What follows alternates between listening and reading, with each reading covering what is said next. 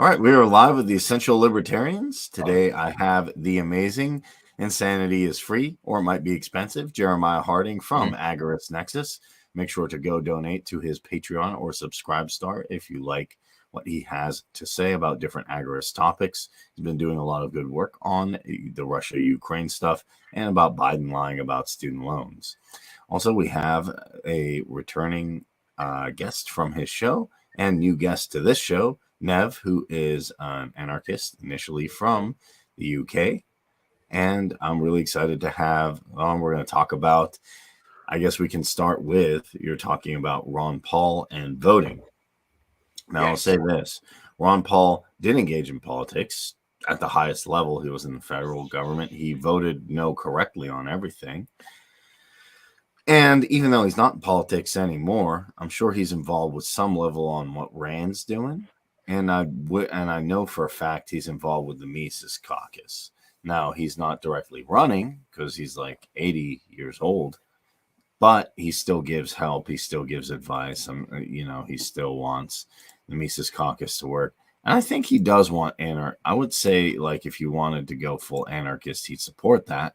But if you're a constitutionalist or a minarchist, I don't think he'd no, oh my God, like, how dare you? Because there's Mises says minarchists, they have classical liberals, they have ANCAPs, they have everything. So it's not a bad necessarily strategy to embrace all of that and say, hey, I'm going to work towards what works. And if these group of people can affect decentralization here, then I can work there. But the hard part is, like I was talking with Jeremiah, to me, I see politics on a spectrum. It's not exactly like black and white here and there.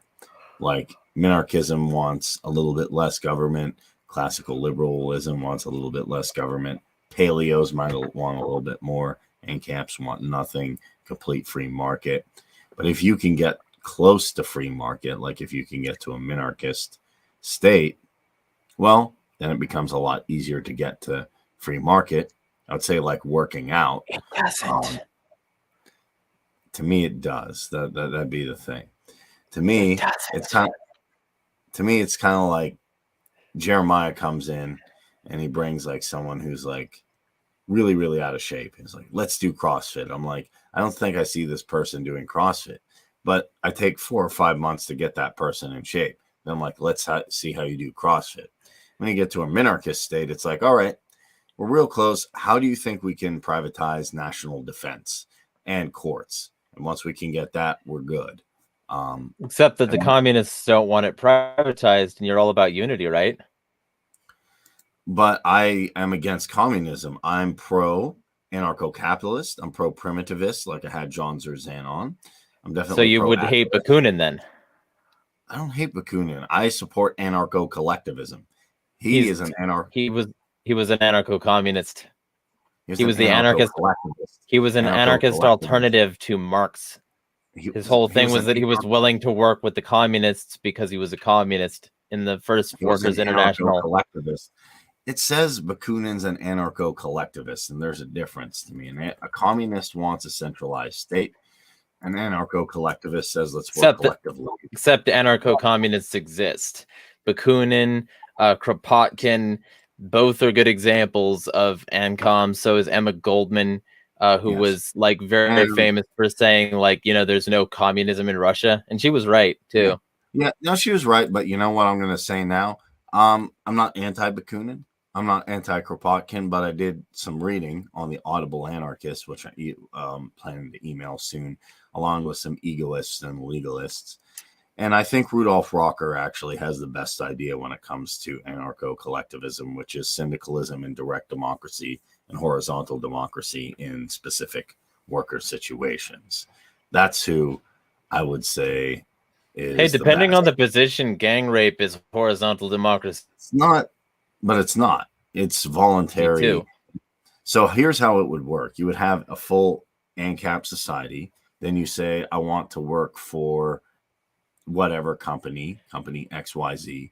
And they say, we don't like capitalism, which is fine, or you do.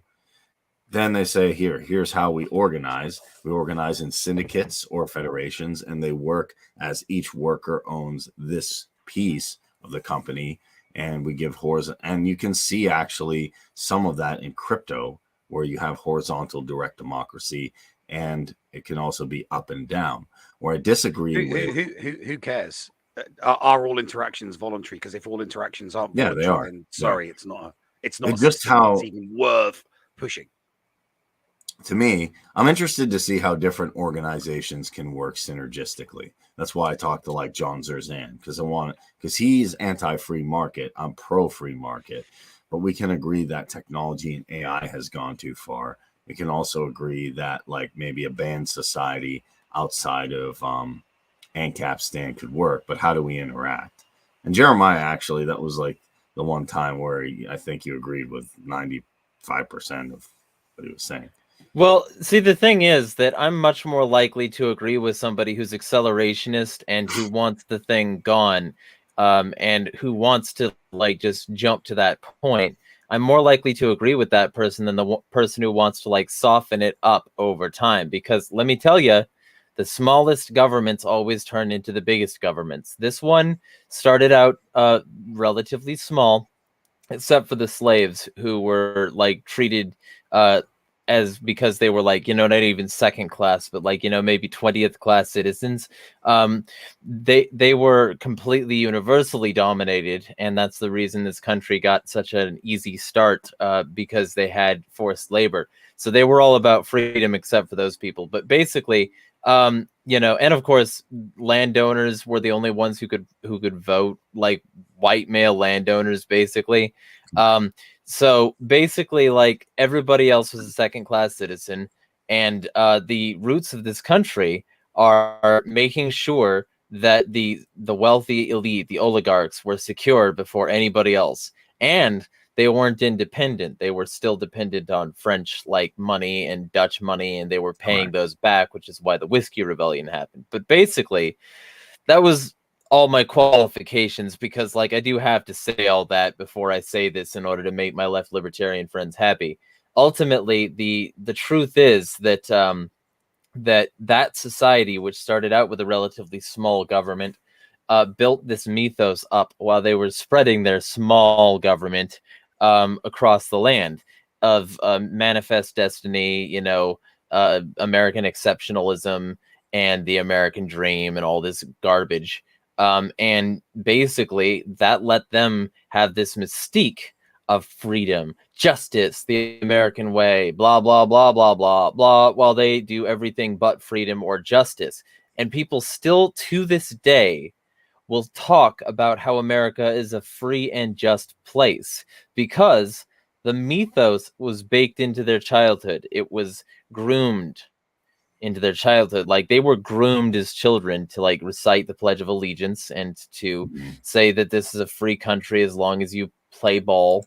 And eventually this country grew because everybody was repeating, this is a free country. This is a free country.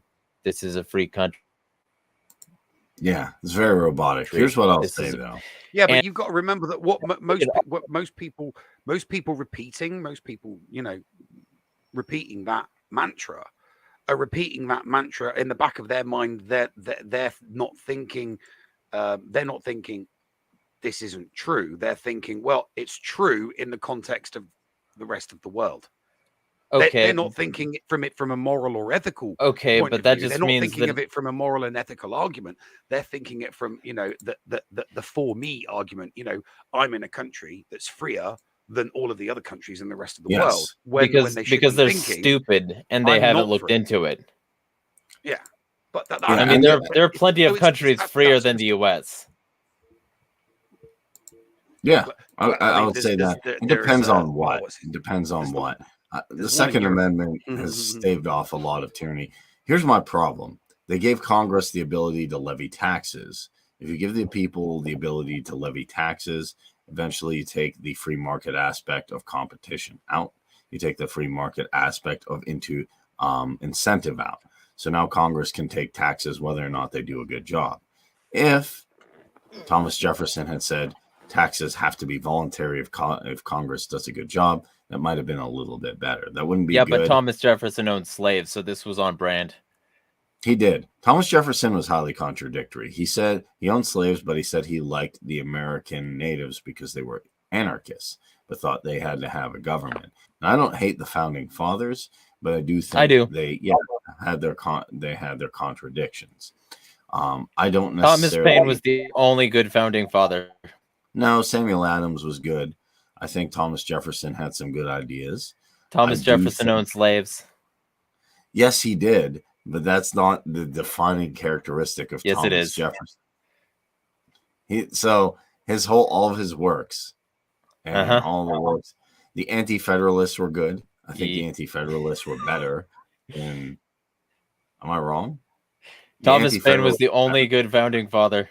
No. He was the only radical abolitionist, and that's why he went to France, because they wrote him out of history until like the early 20th century. Then they said that it's okay to talk about Thomas Paine, who wrote the Common Sense Papers that kept our revolution alive. What's up, Leighton? So I will say this.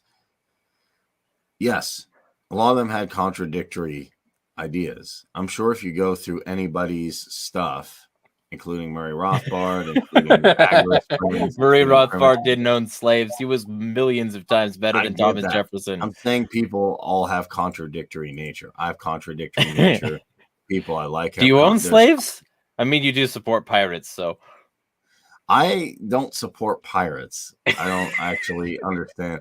Here's the thing. I think it is interesting to study pirates and warlords because you can understand how social cooperation exists in very bad conditions. I do, and I've talked to I did ask my ANCAP friends. I can ask Nev, but part of me, it's not 100% clear to me when you say anarchy. Does that mean?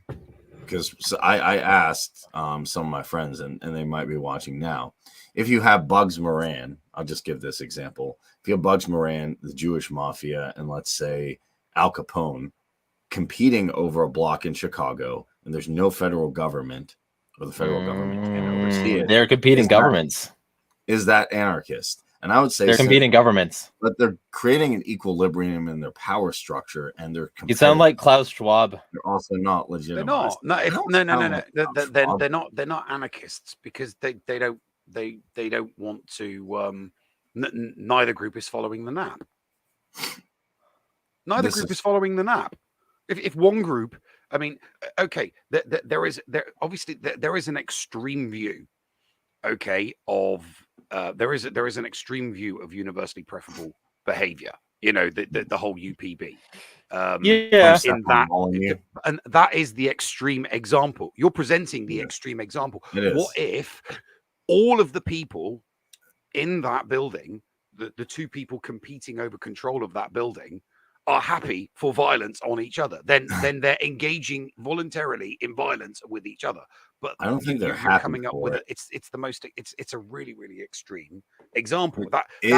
You bringing up that example is no different from leftists saying, so you don't want abortion, but what about incest and what about incest and rape? And you can immediately shut them up by saying, okay, then no abortion except for that. And then they'll be like, but yeah, no, they use the extreme example in order to try and win their argument. Yes. And to combine people. And then here's the real thing. Like, if you want the extreme example, the reason I said you sound like Klaus Schwab is because the World Economic Forum is all about healthy competition, and they claim that yes, that's literally something in their papers. You clearly haven't read them. Yeah, they can say, okay, I've read stuff that they write. That doesn't mean I believe what they write. Like, people can write, they're all for whatever. Okay, but you sound like him. I can be a butcher. Mafia is not anarchist. I haven't read anything the World Economic Forum has put out. I don't need to read anything. I recommend doing it. No, I don't need to. I know that they want to impose their will on humanity. If you have a global institution, yes. If you have a global institution, it's not no one. I don't see a competitor to the UN, the WHO, the WEF. Then you don't know about BRICS. I do know about BRICS. I do know about BRICS. Then it's all competitive. They're all is competing, but they're all to NATO. competing. To NATO. But they're all competing for the same territory, for their own interests, and the fact that in the end run of it, they can still do business with each other, and the fact that in the end run of it, their guys are protected, that doesn't make it anarchy. It's still not anarchy, even though there's competition. They're still competing for control, and archonic behavior is not anarchist. And this spawned Nev, just to let you know, because there's an economist I like called Dr. Leeson. Still doing, and we got in an argument because I have a thing for Somalia post 1991. I did say it was anarchist, and Jeremy said it wasn't anarchist. And I think I said Chiron in Mexico, if you're familiar with that, I can play that, was anarchist, and he doesn't think so. I tend to be more on the, I tend to be more on the side of they are, because they're tipping to the scale and the spectrum of closer to anarchism. Maybe they're not ideal. So I guess the founding fathers were anarchist, even though they owned slaves. They were tipping toward the side of the scale. No, they weren't anarchists. They were closer to classical liberalism is closer to anarcho-capitalism, which is why I like it sometimes for people who are like, oh, I'm afraid of anarchism. Well, look into classical liberalism, and that does work. It works on the back of slaves and international dependence. I'm not for slavery. Look, I'm not for slavery. I'm not for pirates, unless you want to get some music. I'm not for warlords, but I want to understand how they socially cooperated, like Dr. Leeson did, so you can see that, look, if these groups of slaves and people who are using blood feuding to create social equilibrium without a central institution can do this well, how can we do this well in an anarcho-capitalist society where we respect property rights? I think you like his khakis. I don't see, like, you keep doing these ad hominems about, like, oh, he dresses nice. He dresses nice. He doesn't dress nice. He looks like a dork. You kidding? Look, all that's required is the time, the space. And when I say space, I mean geographic, a geographic location, the time, the space, and the will. That's it. Time, space, will, and sufficient enough numbers. To argue that, to get there, we need to use politics, or we need to use this government. We don't need. Sure, it's an option. You can go down those routes and see if it. You can go down those routes and see if it works, but it's not going to be as successful as doing it the non-government way. David Nolan tried that in the 70s, and it resulted in the Libertarian Party we have today and utter disaster. Well, we got it back as Mises, and what I'm saying is you can win local elections and nullify what is getting it back look like? Because you got really low numbers now and people are bouncing. So I mean, like, not everybody, sure, but like there's enough people bouncing that it's still a concern. Listen, we got some amazing things coming up. We're going to defeat the Coctopus. We're going to defeat Deep State Dawn. What plans does it have to deal with the Coctopus? What plans does it have to deal with the Coctopus? We're working on it. I'm curious. How is MC going to deal with what work? It's classified. I need to. Yeah, but it's not, because you're just not doing it. We'll do it. We'll get it done. We'll defeat the Coctopus. All right. Well, like I said to them personally, because I did say this to them personally. Like I said to them personally, until that happens, the Libertarian Party will be forever hobbled toward conservative causes. Because that's where the money is coming from, and that's where the message will be. Kareem's like, I'm exhausted. We'll defeat the Coctopus, okay? Maybe. Figure it out. I'll wait and see. It's like atheism, I'm waiting for your God to show himself.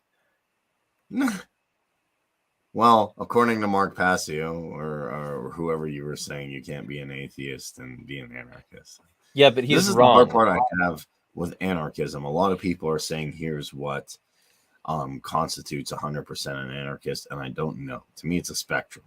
Like, some people would get mad and say you can't be an anarchist and believe in private property or personal property. So this is the issue. I think we need to, and I think from what I would say is Leeson actually did come up with the best formulation of which is a what? There have been fantastic formulations for centuries. Yeah, but his was the best. And it is simply put, anarchy can mean something more than that. What it really means, or what it may mean, is simply a different system for providing rules of social order. And no, because I'll reject that one, because at no point does the word voluntary appear in there. There's there's nothing to say. Well, where's the voluntary interactions? someone asked, what is Jeremiah's solutions towards an anarchist society? So, okay, here's the first thing I'll say. Hibiscus flower. That should tell you, JC, what I mean. But apart from that, basically building coalitions with whoever's willing to also work toward that future, and getting it done from a ground and grassroots level by moving toward direct action and mutual aid and away from politics. Like $9.3 billion is what's projected to be spent. $9.3 billion is what's projected to be spent on politics this year alone.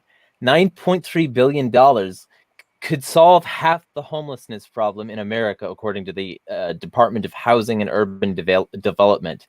But instead, people are lining the pockets of politicians, and this is just for midterms.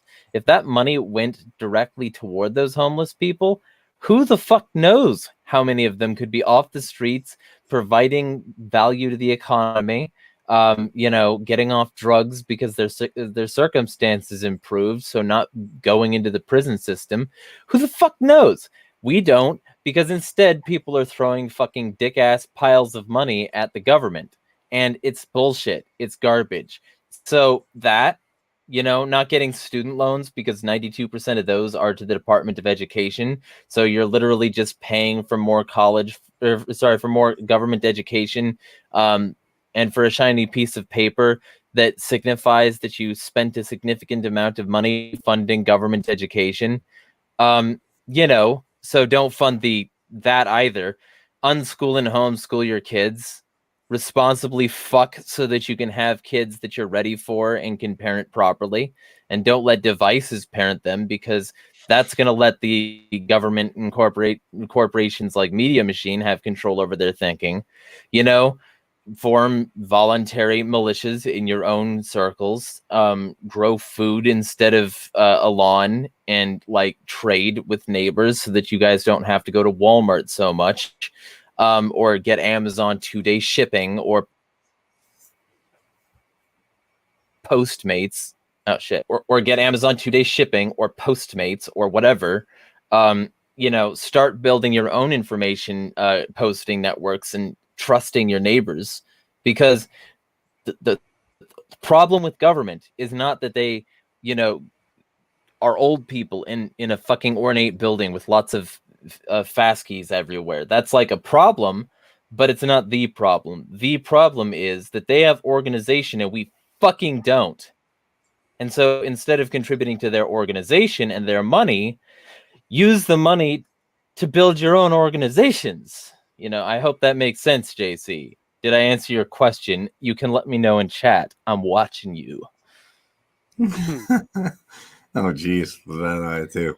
And also mixed into that diatribe of passive aggression was actually some solid ideas. No, it's a lot of good ideas. And what? Hey, who says I'm passive aggressive? I could just be openly aggressive. Yeah. Well, and I'd supplement that answer with understanding the Ricardian law of association, though, which is basically taking competitive advantage to one step further and seeing how people can benefit from mutually beneficial situations. Kind of like the idea of mutualism, but taking it a step further, understanding how reputation works in your society, understanding how signaling works, how clubs work, how people can get together, and the customary law of your society. To me, customary law is actually the biggest thing against government. By the way, what were you going to say, Neil? I do want to hear that. No. I was just going to say that, the big mistake that I think, the biggest mistake that I think all voluntarists and all anarchists come up against is that they want to try and change everything everywhere. And oh yeah, I want global anarchy. That is not physically possible to achieve. Morally, You're right, ethically, which means that we're probably going to lose. because no, You can do it. because I still think that a sufficiently large enough community of anarchists and voluntarists could coexist with the rest of the world in a large enough geographic location. Because if there was a mass of them in one geographic location living Waco. as voluntarists and living as no, I'm not talking about a compound with 50 people on it. Stop coming up with Free State Project. You're doing it now. You're using an extreme to shoot down what you geez. want. You're He doesn't even literally like using an Somalia. extreme to shoot Me? Extreme? Yeah. Yeah. Yes. You're using no. You're using the extreme example, Waco. I know, and it's a good example because Free Keene is similarly problematic. They destroyed Black Wall Street. They destroyed Philadelphia Move. They destroyed they destroyed Waco, Ruby Ridge, the Bundy protests. Like to be incredibly specific, the reason I'm bringing those up is because you say if they got sufficiently large, but that implies that they started small. I don't know about you, but I feel like the government's going to nip it in the bud while it's small and prevent it from getting huge. Just sort of like they did with Black Wall Street. You're saying they're going to prevent Move. it. You're saying that the government would prevent it, but we don't even know what it would look like. Yeah. So well, I mean, we know what it looks like right now. You're automatically jumping to the outcome that the government would stop it. And I'm saying we don't even know what it looks like yet. So how can we jump to the conclusion? So you wouldn't say Free Keene is an example? No, Free State Project in New Hampshire is a good idea. Nothing exists or has existed like what I'm suggesting, a totally voluntarist geographic. Okay, so how do you community living in a geographic location? Let me ask, how do you want to get that? Mogadishu is not an example. How would you get that personally, Neil? Well, that's just. I mean, I could not personally, as an individual, do it. You know. Well, no, but if you were like, you know, God, like, huh? What? If you're God. If you were like God, how would you plan this if you had all the power to do it? Well, then if I was a god, I'd be using supernatural powers due to my omnipotence. So it's not a particularly good example. But we can build this thought experiment from the ground up. So what would your completely voluntarist society look like, and how would that operate within the constructs of federal law? I'd probably hit it. I would probably hit something like that as a long-term project. Yeah, but there's no short-term fix. So but what would it look like in long term? Oh, the long-term project, final product. The long-term final product. Yeah, how would you get there? Money.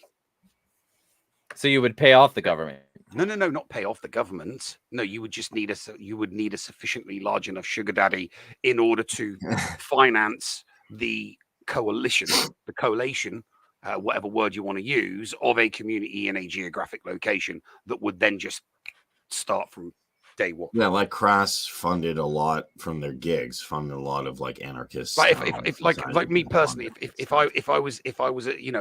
I suddenly became a billionaire overnight, if I became a billionaire overnight, I would literally be just reaching out to as many anarchists and voluntarists, people who I know are anarchists and voluntarists, people who I've met personally and know personally. I would explain what I want to do to them, and I would say it doesn't matter whatever it is. It doesn't matter what you're doing from this point on. I'm now paying you $100,000 a year. It doesn't matter what you're doing. You stop, you quit work. It doesn't matter what you're doing. I'm now paying you $100,000 a year. Okay, and all we're going to be doing is, making an area that, geographic location that is just so densely populated with anarchists and voluntarists that we can effectively live in a community where we know everybody's exactly the same. Yeah, I think you Okay, can but do that, and but I I'm don't talking think about you have I would Yeah. want something. I would want something like that in the I would want something like that in the tens of thousands of number, because I think once you hit tens of thousands, then something like that could then snowball to something Right, but bigger how and do you better. get to the Those tens of thousands? How are you So getting here's to your how final Sorry, what? product? How are How you do you getting what? to you this? need that Yeah, billion though to do that. What I would say is, You just essentially, sit there. we live the beauty is, I mean, you couldn't have done something. It would have been very difficult to do something like this 40 years ago, but we could actually use, you can actually use the internet and the communication methods Yeah, you can use the at our internet. disposal now in order to do it. I mean, it also allows you to, using the internet and having these communication methods also allows you to weed out the people that aren't actually voluntarists, that aren't actually anarchists. And it's like, look, you can you can come and live in our community, but I mean, don't expect everybody's going to know who you are, everyone's going to know what you've done, everyone's going to know what you've said. How uncomfortable a life do you want to have? Yeah, well, if someone has It would different ideas, literally, that's okay. once you passed a certain threshold where where do you want to get, where everybody, it's the Cheers song, isn't it? You want to go Yeah, where where everybody knows your your name, name. Well, there's ten different thousand people know your communities. name. Awesome. Like if you think about it, what I'm interested in doing specifically in that realm is sitting there and saying, okay, how does one person relate to another person, and how does this community relate to that community?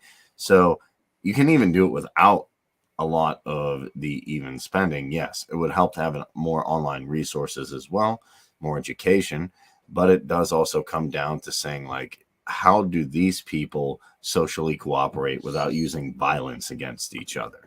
And if you can figure that out, that's a good starting point. My biggest thing is, fine, maybe I'd love to hear what you think, Nev, but to me, a good case for some social proof. Hey, evening, Racin 77.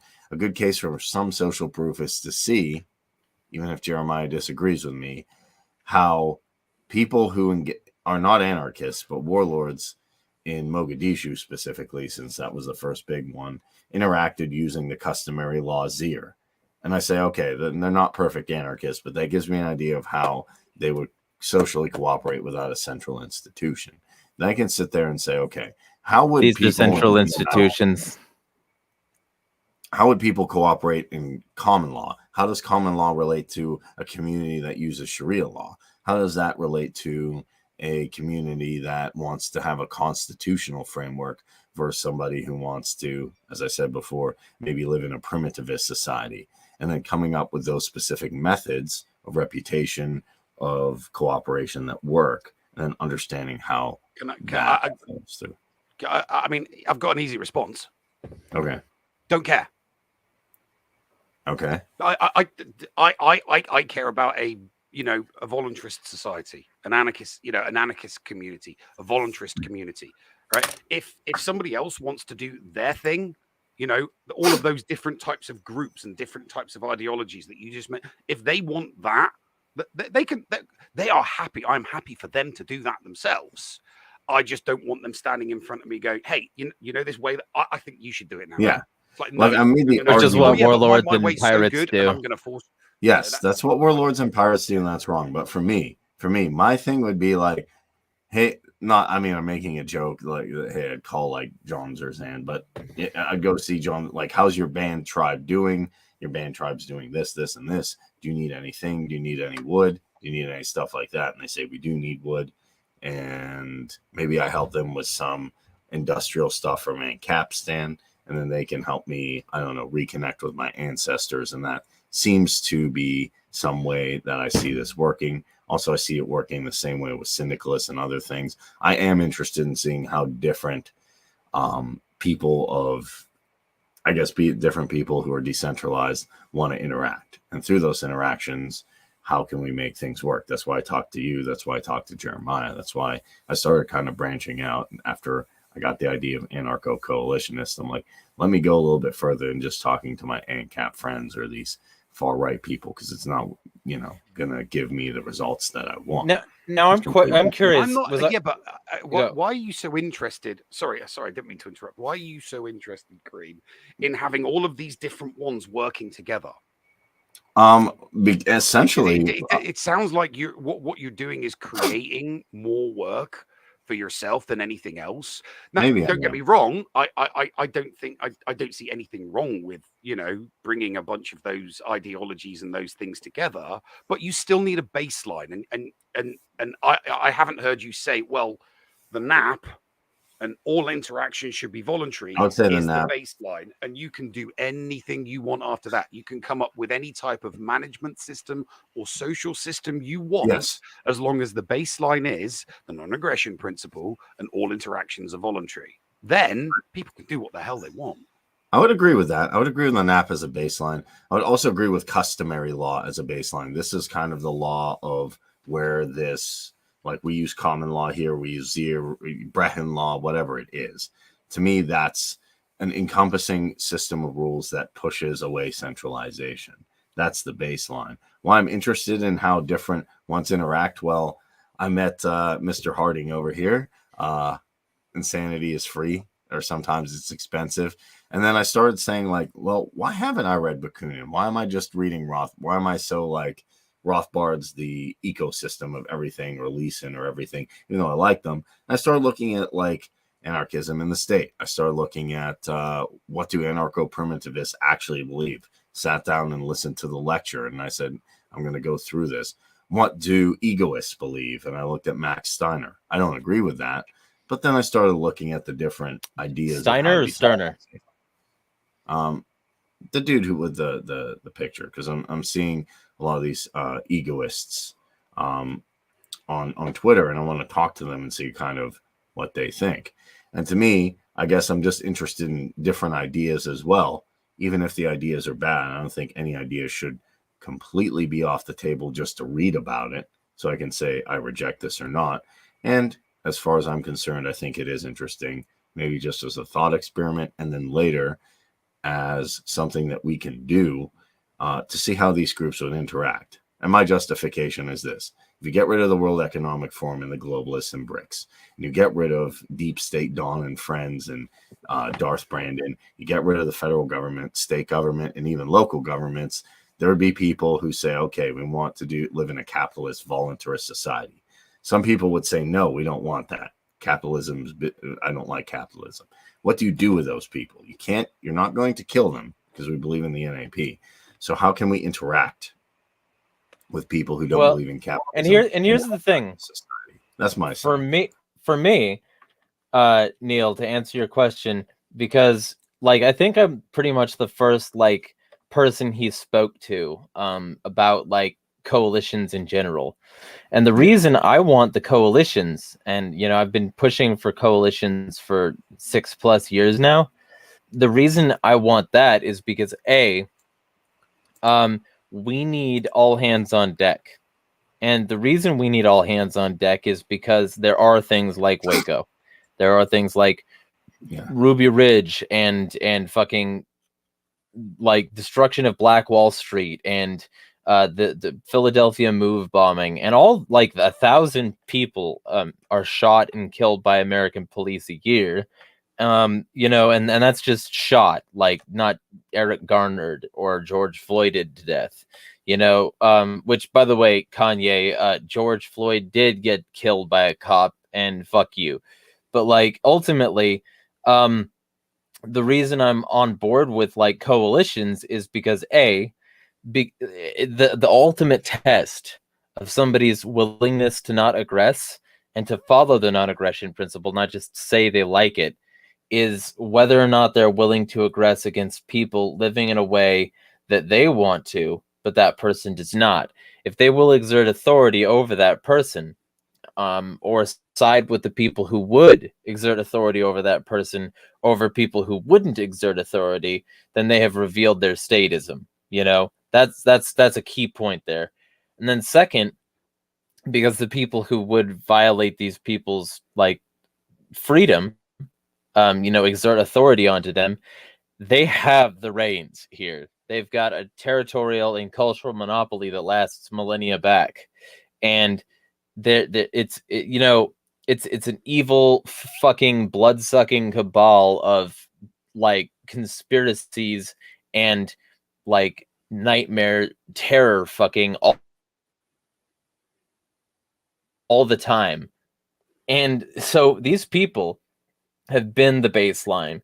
These people have created the conditions we have. So we need as many hands on deck as possible, willing to understand what's at stake here and build something new. Because if we don't have those hands on deck, then we have a tiny group of people, and the smaller the group of people we have, the more like, isolated it is, the easier it is to do COINTELPRO, the easier it is to Rex 84, the easier it is to, Ruby Ridge, Waco, Black Wall Street, Philadelphia move.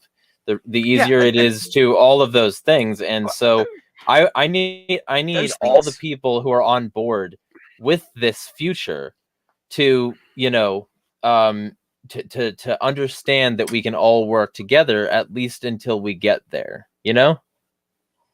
I'm just concerned. I think you and I agree on how we move things forward. I just think you're a little bit too scared of what potentially could go wrong based on what has gone wrong in the past. Or I'm not scared, like, for example, I'm just doing it anyway. Because you keep referring to Waco and Ruby Ridge. I don't think a group of voluntarists, 1,000 or 10,000 deep, right? How would you get to 10,000 people? Huh? Like I said, how would you get very, very, very deep pockets in order for it to even achieve those types of numbers? Peter Thiel, you need one individual person with extremely deep pockets. Because once Peter you've Thiel, got all of the, So Peter Thiel, who Peter Thiel's he's not a voluntarist or an anarchist. You're right, but he calls himself one. So but he's not. The reason why I say I would do it if I had billions is because if you do not have to worry about money or your life or your family's life for the rest of theirs and yours natural life, then it's like, well, what can I do with all of these bags and bags of extra gold? It's like, well, I'm going to put them to good use for my ideology, for my faith, for my beliefs, which is why I'm just keeping my fingers crossed and hoping and praying that at some point in the not too distant future, a true voluntarist / anarchist, with extremely deep pockets goes, right. Cool cat shade. I've got a big wad of cash and I need, so there's a town in that state and it could probably have a capacity of maybe 50 to 100,000 people, but right now there's only 5,000 in it because it's dead. Well, I've got very deep pockets, so we're going to need every single profession across the board, and this is why I'm talking about the whole project. You hit it as a project. You hit up the most prominent, visible anarchists and voluntarists, and you say, I don't care what you're doing, drop everything, and I'll pay you so that you never have to worry about money ever again, so you'll and then you work on it from there. So Peter Thiel isn't an anarchist. Okay, but who's doing this? Who's doing what? Who's doing this? Who has deep pockets that's willing to do this that didn't get those deep pockets from statism? There's no one with pockets deep enough to even get something off the ground like that. Okay, really, so we need all of the people. So we need a workers' popular revolution. And here's the other part. Here's the other part.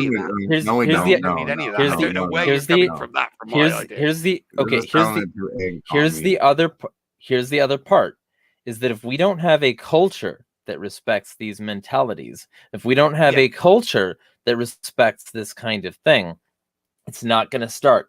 Doesn't matter how much money somebody's willing to throw at it. Which means that you need the correct starting point. Yeah. Which means that we need to get on the same page and get close enough understanding that the goal is anarchy. And we had an argument that lasted a whole day the other day about whether or not pirates are a good example of transitioning to that period. And so, like, let's be clear here, there is way too much fragmentation, and part of that fragmentation is the left-right space divide, or, you know, insert other divide.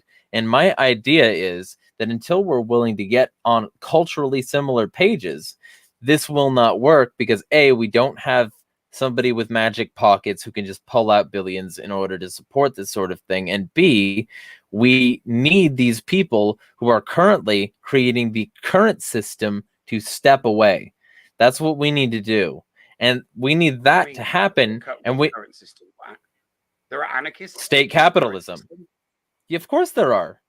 Okay, so I think it's worth it to study pirates for the reason that the person who's studying pirates sees it's worth to study pirates, is that you are able to extract a lot of interesting ideas from how they created constitutional democracy without a central institution. Not that I want to be pirates, or that I want to start a pirate enclave, or that I want to go around, you know, doing what they did. I want to understand how that system worked. And if a group of unruly thieves can have that level of social cooperation, imagine what you can do. Same reason I like Somalia post 1991, post the Bari regime. I would even go so far as to say, fine, you don't like the founding fathers. The war. JC asks a question, right? He says, what do I think about the iron law of oligarchy? I think it's a bullshit false dichotomy, because it presupposes that the only choices are between oligarchy and democracy. I oppose democracy. I think that these things need, like, all these competing systems so that they can see which one is going to end up on top. But I hardly believe that democracy is going to thrive when you have the option to have your freedom, like, by default. Personally, I think that like you're going to end up, if we're truly anarchist, with pluralism. And there are going to be people moving from system to system to see what works for them. And that's the only way it could potentially work. Because if it's just one system, there's going to be revolution. There's going to be people who grow disenfranchised and decide they want no part of it. That's going to happen. And right now, just going to say, you know, for anybody who follows me at places, you know, my thing that I say, just hibiscus flower. So ultimately, these societies, these things that crop up in order to bridge the gap, they're inherently problematic. And my whole, like, point here is that we just need to do it, not in pockets, like, not in enclaves or like 10,000 people society, in your own neighborhood. They can't arrest us all. They can't jail us all. They can't control us all. And if we decide to start individually standing up, the system would be overwhelmed by simply the presence of popular revolution.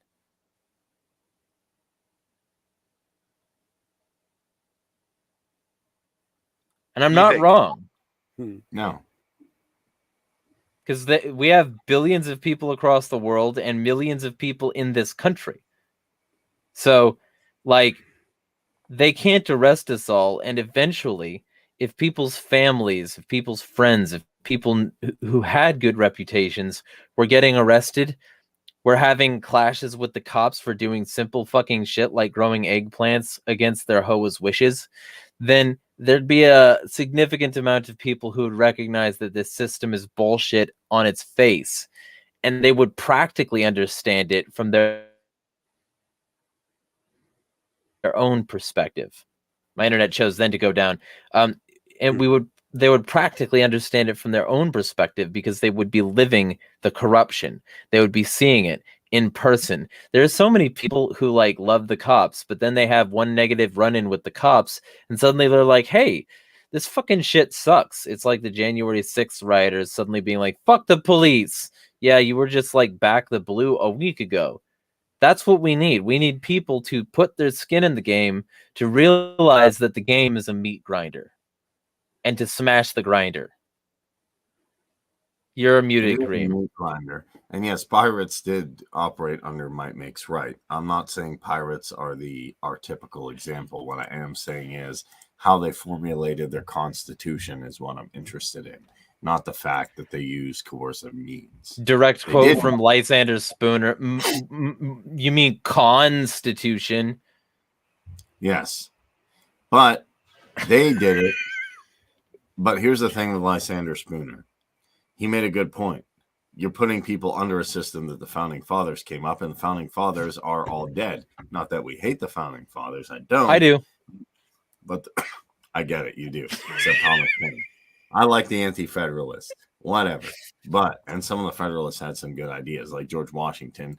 I don't know. I think if people just listen to George Washington crushed the Whiskey Rebellion.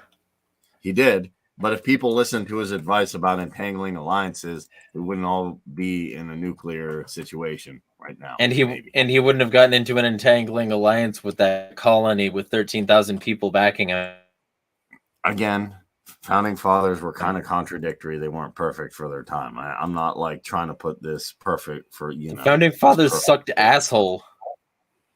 I find I try not to use analogies that go a couple of 100 years back, because it's very, very difficult to analogize something that's 200 years old with current day. I try to find something current to analogize the situation, because then it, otherwise the conversation descends into pedantry, and it just gets anally retentive about what was and was not accurate 200 years ago. And but the founding fathers suck assholes, so whatever the ass is retenting will be like sucked out. So okay, here's the thing. And that allows us to move on with the conversation, because you think that Kareem doesn't. Let's not use that analogy anymore. Yeah, I'd be happy not to. Yeah, my thing is this. Lysander Spooner made the point that the issue with the Constitution is they all signed it, whether you like them or not. I don't care if you like them or not. You hate them or you dislike them or whatever. They came up with an agreement, and that agreement no longer holds after someone dies, because then you put people under a system that they never agreed to and say, hey, Social Security, anyone? Yeah, I agree. You signed a magical social contract. Pirates came up with their constitution on the spot with the captain. Yes, you had to have a quartermaster to maintain some kind of social cooperation. It's not perfect, but it gives you some insight into how people can cooperate without a state. And if it's ironic, they cooperated because they were going to share in the stolen property, in the fruit of their, of their ill-gotten gains. That's not true cooperation. And it'll turn inward as soon as it dries up. It wasn't. Oh, let's work together as a crew, and maybe maybe we can transport traded goods and make money. Flower that way. power, man. It was we're going to cooperate because 50 of us wielding swords is going to get a lot more booty than one of us. No, the pirate analogy to me again. It doesn't work. Yeah, but here's a few things. One, Leeson describes this in detail, where they actually had systems for saying, okay, not that I'm saying that what they did is good. I'm not defending their actions. I am saying they had a system of actually distributing stolen goods beforehand. So people said, okay, here's what I can expect. They had a system. If you get like hurt, they paid you out, like workers' comp. So here's the thing.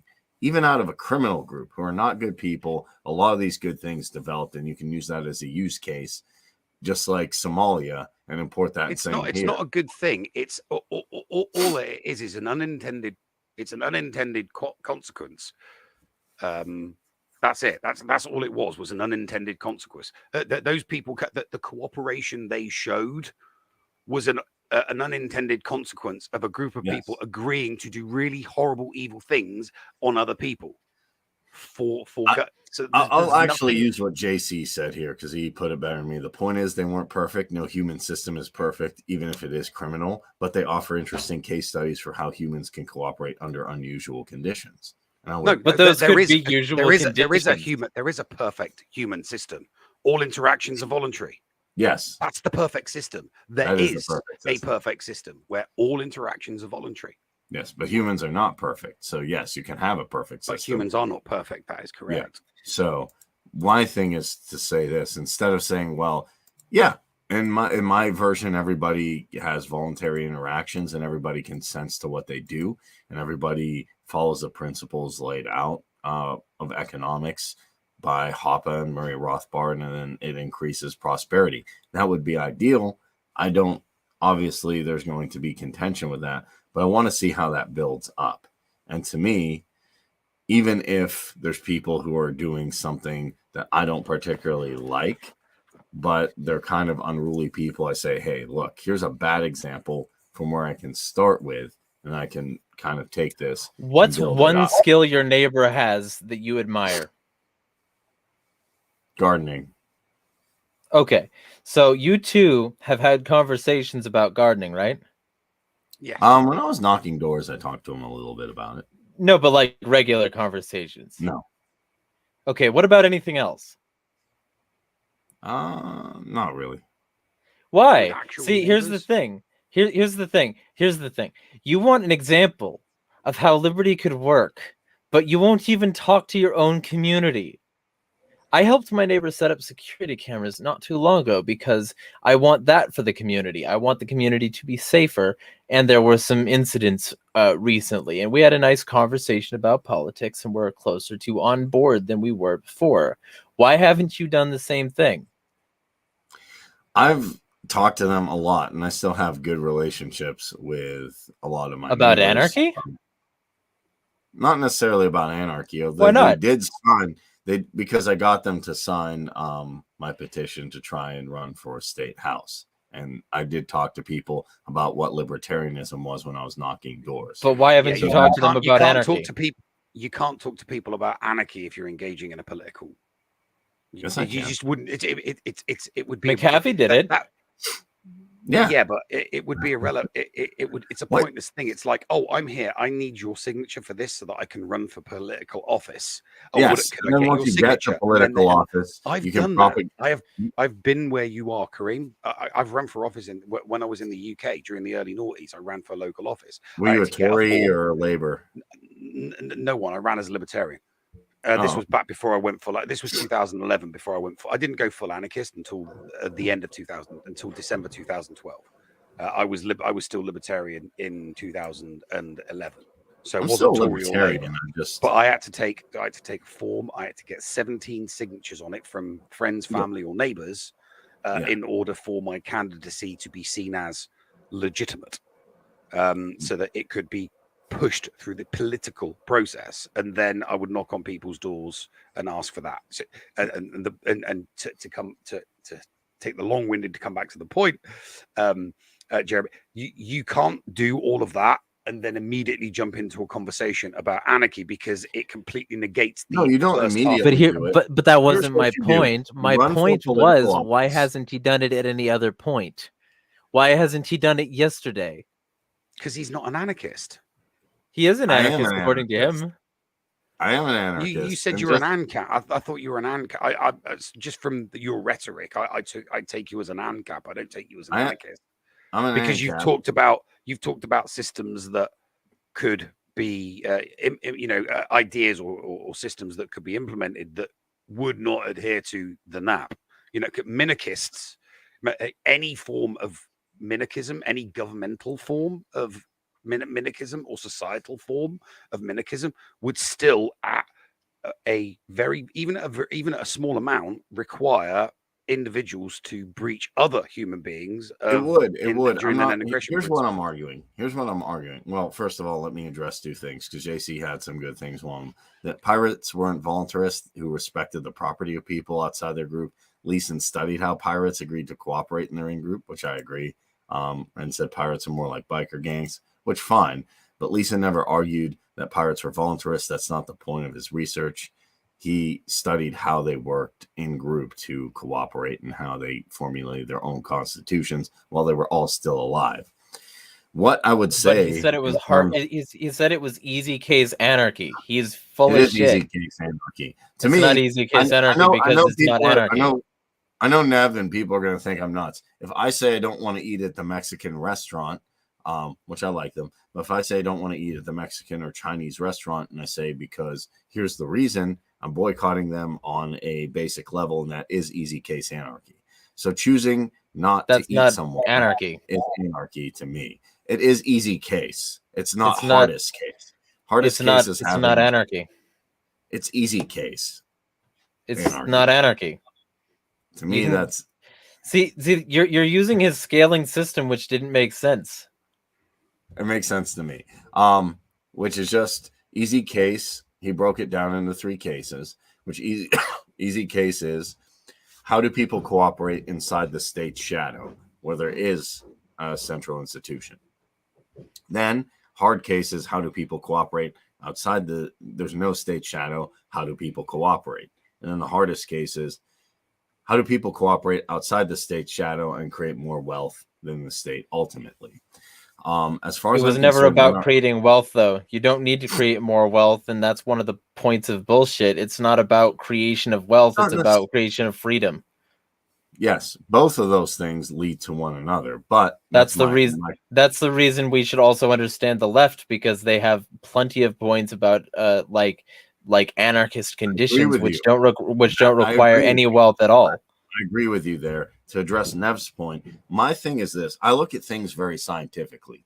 This thing happened. What were the results of this thing happened here? What are the results here? So I look at minarchism as this. Okay, we're whittling down, kind of like you guys both work out. So I use that analogy. I come into a gym and I can't do a pull up, and you're like, okay, but I say I want to do all these athletic things.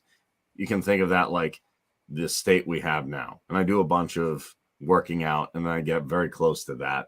Then you're like, okay, do you want to do CrossFit? And I'm like, I can do 10 pull-ups now. I can run a mile or something like that. And then you're like, okay, he's closer. How do we get there? Well, you want to adjust your diet here to here. Like I had to adjust my diet from 20%, 29% body fat from COVID, which was bad, to where I'm at now, which is like 19 or 18, still kind of fat. And how do I keep adjusting from there? The question is, when we get to minarchist stand or a minarchist society, I would get together with people and say, all right, we're here. Instead of doing what the founding fathers did and just staying here, I want to say, hey, they didn't stay here. They got worse immediately. Yeah, they got worse. So I want to say, hey, we need to cut the Hydra off. We need to kill the Leviathan. To finally kill the Leviathan, let's get together, even if it's with quote unquote generals, and say, hey, guys, how do we do private defense? How would that look like? Who would handle specifically something like the Air Force? Who would handle something like the Navy? Who would handle something like this? How would private defense be paid for? How would we handle this? How would we handle that? And see how that works in small, and then keep working from there. So that's how I look at it. You slowly whittle stuff down, and while you're whittling, you're assuming a future society. You're assuming a lot of the future society. The future of the currency, the future of the currency. I'm building a hypothesis. Well, no, because I mean, if I was, if I was someone with deep pockets, planning how an anarchist community in a geographic location would look, I wouldn't be thinking, who do I need to get to have the Air Force? And then I'm not thinking, would I be thinking defense? Probably not, because most of the people that would be coming to live to the community are going to be people that think that, the right to defend themselves is not a breach of the NAT, which it isn't, so a 10,000 or 1,000 strong community would probably be, in their own homes or personal fire. There'd be enough defense there. I wouldn't be thinking who's going to fly planes, who's going to drive tanks. I mean, I don't think it's bad to have a well-regulated militia, even though that is something the founder said that can apply to a classical liberal minarchist or anarcho-capitalist framework. And hey, if there is technology that we can utilize at some level, I do think about that. That is something I think, how do these frameworks work, both with individuals, and how does it work as we slowly whittle down in theoretical terms, and then you apply those theoretical terms and you kind of see how things work. So you could be right. I'm probably overthinking this. I'm probably creating much more work.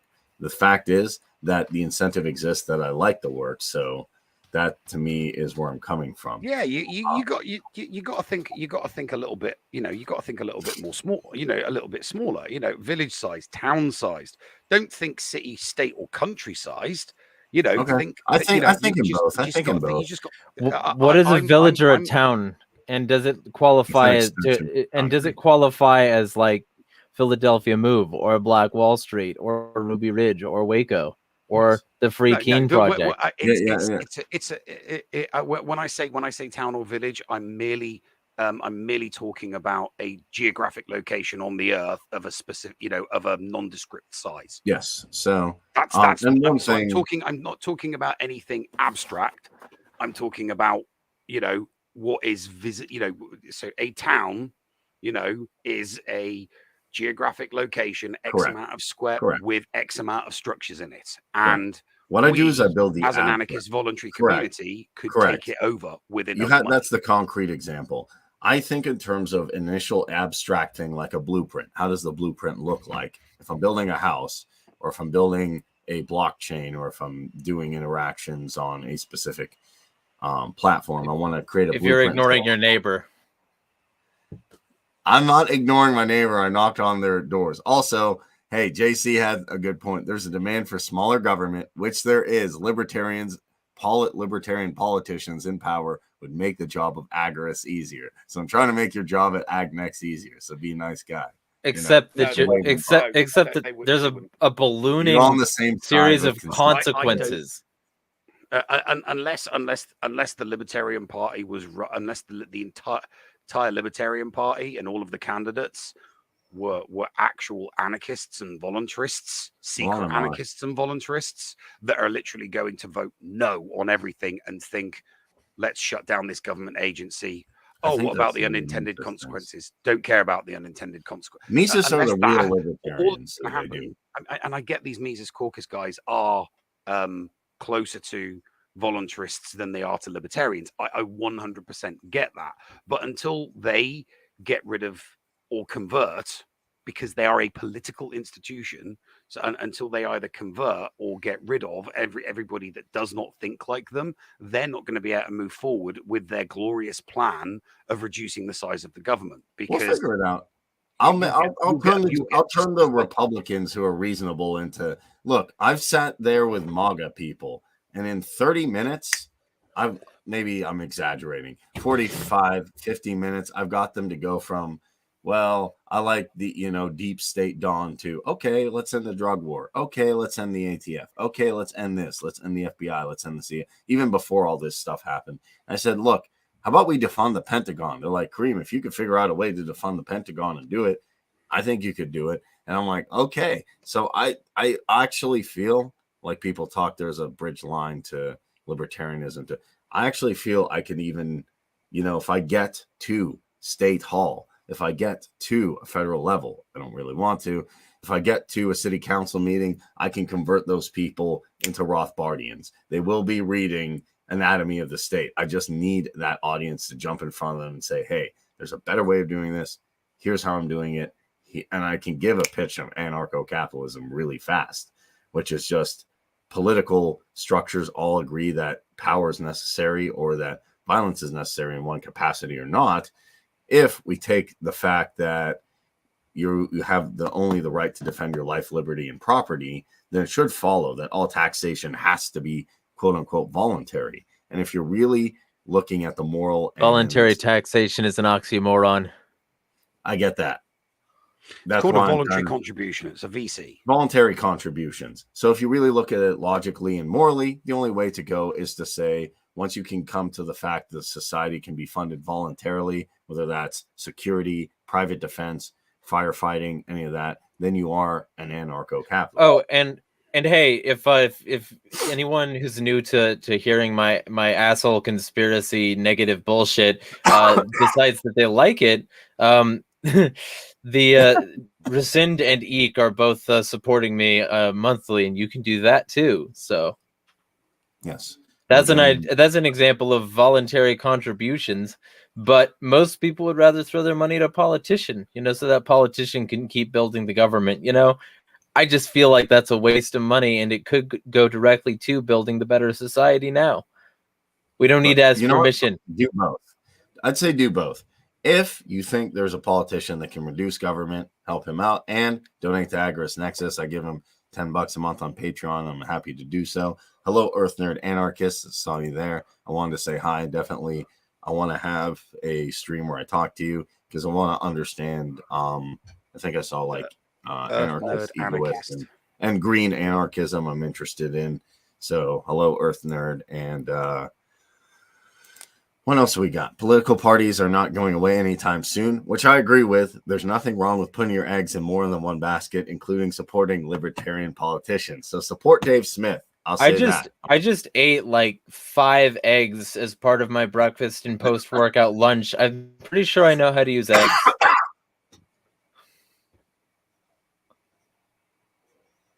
So you and Larkin are going to be saying Dave Smith 2024. I'm gonna be voting for Sonic the Hedgehog by going fast and eating chili dogs. Okay. Do you know what? The last time I was at the ballot box was 2015.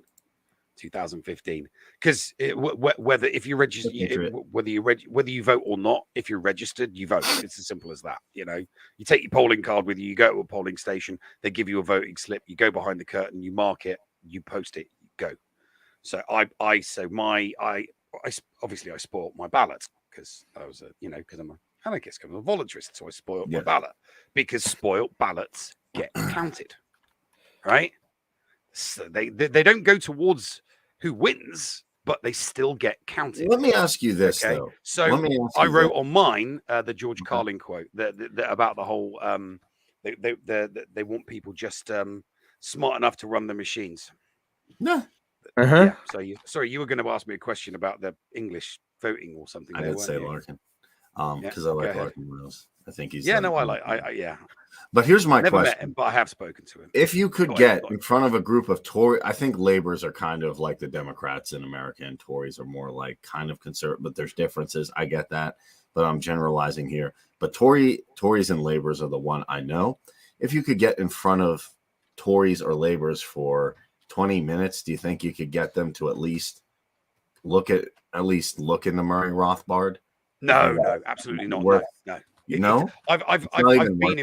I've been in front of large groups. Huh? You don't even think? I think some Tories, from the way they talk, you could get them to look. Literally, no. I've been in front of groups of Labour people. I've been in front of groups of Tory people, and they are just as divisive as Democrats and Republicans. Not ideologically, but in that they are poles apart. They are, they're just opposition, the opposition to each other. All right. When I was running for office, I went to various different council. I went to various different council meetings, and stuff like that. So sometimes I would be in a room with Tories, and sometimes I would be in a room with the Labour people. And me being libertarian, so when I was in the room with the Conservatives, right, they referred to me as Marxist. Just because I'm not conservative, I'm something different. So it's like, you're not conservative, ergo you must be on the left. Therefore, we're going to think of you as a Marxist. Sounds exactly like America. And that was in front of Tory. And don't forget that one of the things you got to remember is I knew a lot of Tories that ran the county council. And the people that I was speaking to hadn't even bothered getting in touch with them and going, oh, we've got this guy, this candidate. Do you know anything about him? Oh, yeah, we've had him before. He's come in and he's complained about this and whined about this and whinged about that. But he is, he's still a regular, normal, okay person. None of that happened. And then guess what happened when I was in front of the Labour? When I was in front Let me guess. People, I can guess what they called you. You're a conservative. You're a fascist. No. They said I was more right wing than UKIP.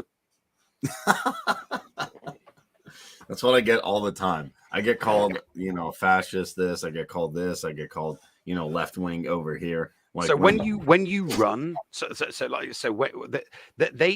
they just assume the Labour people and the Conservative people, when you run as independent or anything other than a mainstream political party, they just automatically label you as the exact opposite of whatever they are.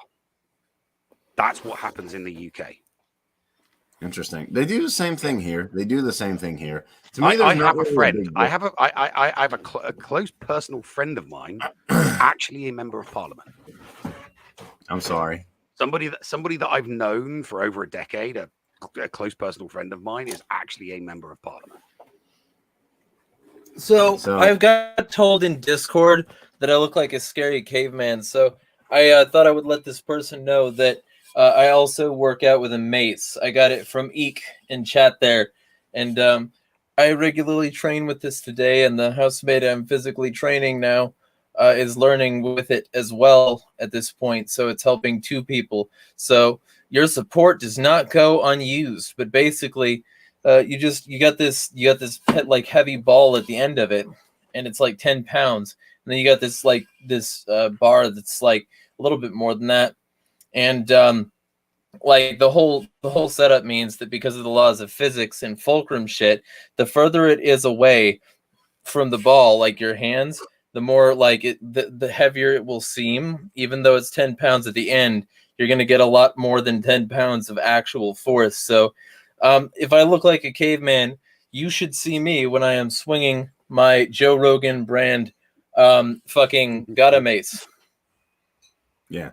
And I'll say one thing is nothing wrong with looking like a caveman, because we both support to some extent anarcho-primitivism. Yeah, here I'll do so. Don't mind me. I'm just looking for something interesting as a green screen background.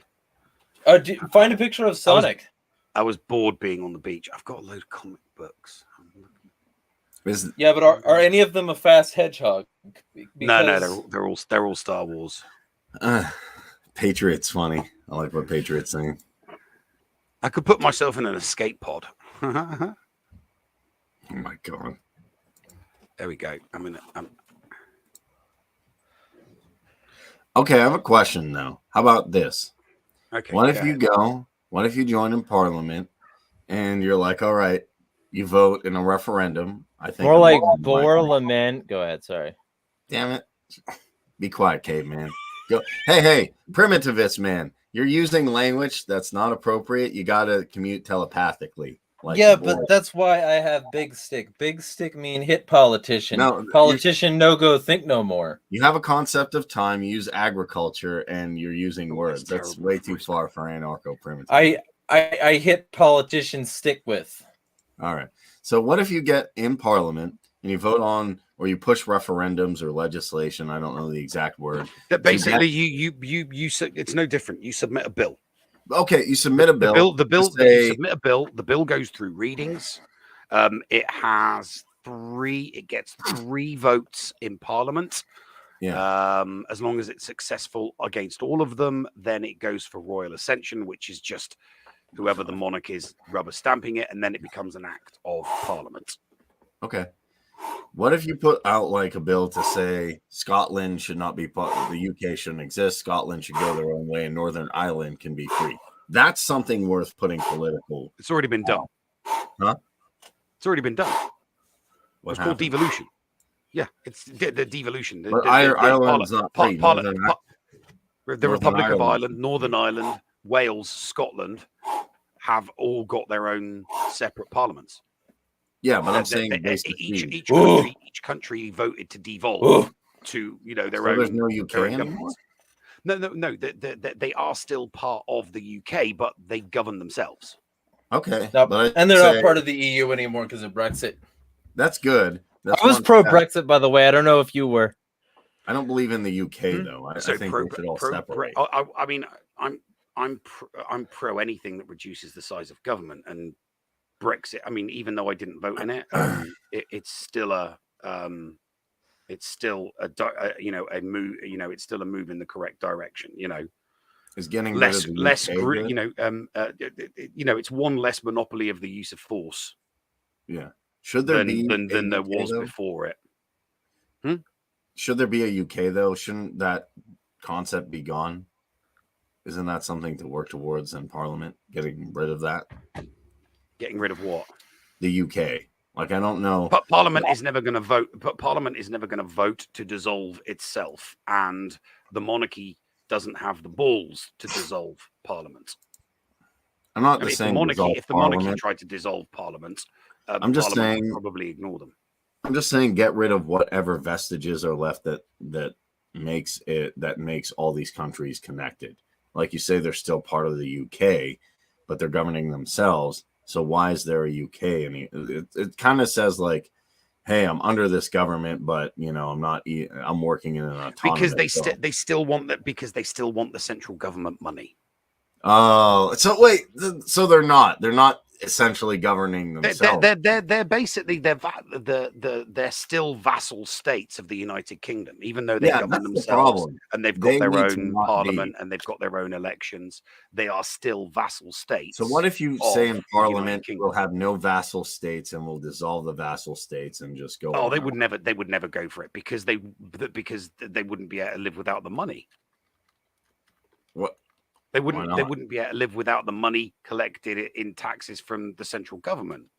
Wales would not be able to financially live on its own. Neither would Scotland. Neither would Northern Ireland. What? Yes. Well, wait, you're a voluntarist. They couldn't do it through voluntary transaction. Oh God! You're asking for a fully fledged system of government control to all of a sudden cease to exist. Yeah. I mean, through the government, yeah. It wouldn't. It wouldn't wash in the UK culturally. I mean, there are libertarians and there are liberty-minded people in the United States. In the UK, that percentage is tiny. It's statistically insignificant. That's the easiest way to refer to it. There in the UK, when it comes to voluntarists or libertarians or anarchists or anarcho, it is a statistically insignificant number in the UK. There was a Facebook. I've tried setting up Facebook groups, for voluntarists in the UK. Right, over a period of a year, I couldn't even get double digits. And this was back when we're talking like the end of 2010 until 2015, right after that Ron Paul phase, so the wave was still going. Liberty-minded, but there's a lot of people coming out in social media. What if you got the people who don't like the monarchy and Tony Blair and stuff like that, and just said, "Hey, look, Republicans just in the UK, a Republican is different from a Republican. What a Republican is in the UK is someone that wants to abolish the monarchy and have and have just have Parliament. All a Republican wants in the UK is the monarchy to be abolished. That's it. I mean, they still want Parliament and they still want the House of Lords and they still want all of that political democratic system that what we have, which is a parliamentary monarchy. All right. They just want to remove the monarchy part. That's it.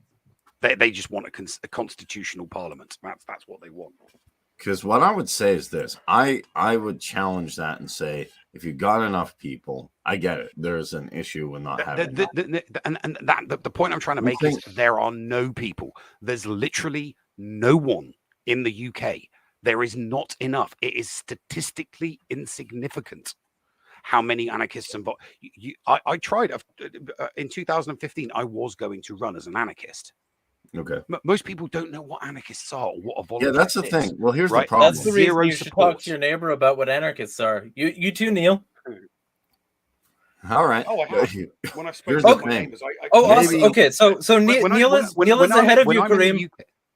Whenever I meet someone or talk to someone new, I always tell them I'm a voluntarist. I tell them I'm a libertarian, and then I explain to them what that is. And I explain because it takes less. It takes less than it takes a few seconds. Oh, so what's a voluntarist? Oh, I believe that all interactions between human beings should be voluntary. Oh, do you need to allow? No, and I just tell them I'm an anarchist. And I just tell them I'm an anarchist conspiracy theorist, and if they want to continue talking after that, we can do that. I say this to random people in public too, that I don't know. Yeah. Eek makes the point. The UK is a lost cause. The UK has been a lost cause for a couple of hundred. Why do you think people were prepared to get on boats for months and go across a massive ocean? I was going to make a because joke they and did say, not like it because they didn't like it in the UK.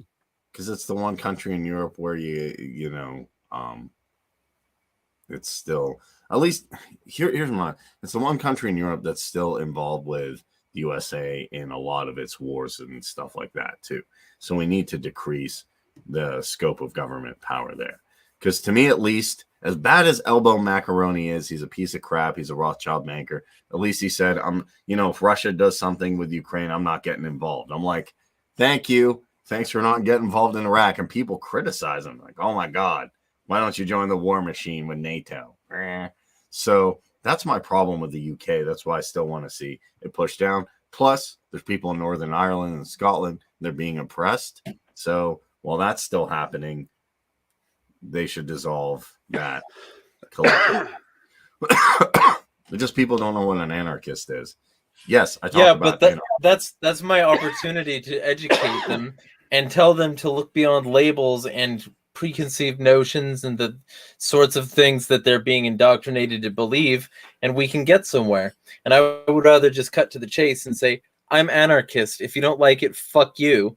And then the people who are on board with freedom, we can have a conversation. And so many people of all persuasions, Neil, are willing to have that conversation, as long as I start from the basis of opposing archonic structures. And like it's a very interesting thing to talk about with many leftists who believe that anarchy is only opposing hierarchy, to say, well, actually, it's opposing archonic structures specifically. So if you wanted to start a horizontal hierarchy in your commune, that would be totally fine from an anarchist perspective.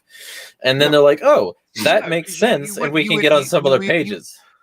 You have hierarchy. There, of course, there would be hierarchies in anarchist and voluntarist communities. Of course there would. There's always going to be somebody that's the best at their profession. They're the top of their hierarchy. So if you've got problems with your pipes, it's like, oh, I don't know what to do. I need to bring in somebody that's better than that knows what they're doing. Keep talking. I've got a Bakunin quote you'll like. Okay. Keep talking though. So I'm gonna start hitting people up on the street. Here's the thing, we talk about, obviously we want things decentralized, and we want corrupt hierarchical systems to no longer exist and be replaced with something more morally and ethically sustainable. But at the same time, like for example, the example that I gave would be, that somebody with deep pockets. I mean, in a fledgling voluntarist anarchist community in a large geographic location somewhere, they would be the central power, but it wouldn't be like it wouldn't be a forced centralization. So it would be like you would have a group of people. It's like, oh crap, we need more plumbers. So you go to the person with a central power, the purse strings, is we need more plumbers, and then what you expect from that central power is to go, okay, there you go, there's 100,000, get more plumbers. And you know what they'll say? We need some. Just gonna say, from Bakunin in 1870, in his essay "What is Authority?" he wrote, "Does it follow that I reject all authority? Far from me such a thought. In the matter of boots, I refer to the authority of the bootmaker. Concerning houses, canals, or railroads, I consult that of the architect or the engineer. For such a special knowledge, I apply to such a savant, but I allow neither the bootmaker, nor the architect, nor savant to impose his authority upon me. I listen to them freely, and with all the respect merited by their intelligence, their character, their knowledge, reserving always my incontestable right of criticism and censure. I do not content myself with consulting a single authority in any special branch. I consult several. I compare their opinions and choose that which seems to me to be the soundest. But I recognize no infallible authority, even in special questions. Consequently, whatever respect I may have for the honesty and sincerity of such or such individual, I have no absolute faith in any person." So that's I think that. But you're agreeing with a leftist. Yeah. Oh no. Bakunin has some really good quotes. That doesn't mean but the deferring to authority We do it all the time. Every human being does it. You know, he just used a quote. That's deferring to an authority. You defer exactly. You defer. Yeah. You Well, deferring to the except it's authority not of a quote deferring. because you can't. It's not referring to the authority. It was designed to say that you can agree with the leftist. That was my whole point because I'm an asshole. Oh, right. Okay. And in Mogadishu, dude, I mean, my response to that is a broken clock is always right twice a day. But you're not proving it's broken. I don't think you've read Bakunin. I think you would like him. No, I haven't. Yeah, I like Bakunin, but you would like his Statism and Anarchy book, especially. He fucks up Marx. Yeah. He does. He really does. But hey, you know, in Mogadishu, I refer to my warlord. I'm like, hey, this is pretty good anarchy. He's like, yep, I like it too. He's like, I use violence. You two can lie if you want. What? Like that it's anarchy. No, him and his warlord. Anarchy. I said Somalia post 1991. You're saying that I said something that no. I said him and his. No, I'm saying him and his warlord. He brought up him and his warlord in this hypothetical scenario, and I'm like, hey, if you want to lie and call it anarchy, you can do that. I have a question, Nav. Just a yes or no. Was Somalia post Bar? You know who Muhammad Syed Bari is? Syed Bari. I mean, I'm aware that Somali became a failed state in what year was it? 1999? Was it 1991? 91. I knew it was in the 90s. Would you consider it anarchist from 1991 to, let's say, 2006 or 2005? No, a failed state does not automatically become an anarchist. It doesn't automatically. It doesn't have. No, an anarchist state requires an anarchist community, because there's no such thing as an anarchist state. Yeah, requires anarchist people. Yeah, requires anarchist people. If there are no anarchist people, how can it be defined? That if we don't oppose archons, but we're totally anarchists. Be nice to us. We're not a state. We're not a state. Yeah, an anarchist. I'm just saying it was because there was civil war. Then there was an equilibrium power sharing between clan elders, warlords, and they used Islamic courts and zir as customary law to. I mean, if you're talking about Africa, I mean, Africa as a continent, would be so easy to rule. It would be so from that you take all of the countries, right? You take all of the countries and all of their histories, and they always respond to strength. That's that's what the kings, clans, tribes, all that it's been for centuries. In a lot of cases, survival of the fittest. So if you got one particularly debonair, suave, sophisticated, evil, narcissistic, psychopathic billionaire, that they could pretty much just go from country to country in Africa, knocking off who you meant to knock off, and then putting in place, right? Okay, I'm going to fund you, right? But you're running the country for me. Okay, I'll put you in power, but you're running the country for me. Yeah. And you have one person go around all the countries of Africa and do that. I think something like that would be relatively simple. And then you just flip it on its head. It's like, right, okay, I put you in power. Well, I'm gonna do to you what I now did. What I did to your opposition. Libya. You know what I would do? Yemen. Then you go through all of the countries. Somalia. Hey, stop. Same thing to all of the. Then you go through all of the countries and do the exact same thing to all of them. What if I did this? You know what's better? Although it's not perfect, you give certain groups just enough to be dangerous to each other so that they never actually engage in violence. That to me it's not a good way to do it. It's like the lowest common denominator. But that equilibrium power sharing sometimes gets you the NAP just because equilibrium doesn't exist. Huh? Equilibrium doesn't exist. Nothing is equal. Okay, I get that, but still, it gives them the illusion that, hey, if I use violence, like the argument would be made that I would make is, since there were groups that were contesting each other's power, it's hard for each one to say, hey, I'm the ruler, because that's not legitimized. Therefore, yeah, there can be some extortion like taxation, but it's more like a mugger extorting you, not a state. Mugger a state. That's why I think Somalia post 1991 to 2005 could be looked at a situation of anarchy. Grandma's mommy. Oh God. Here we go.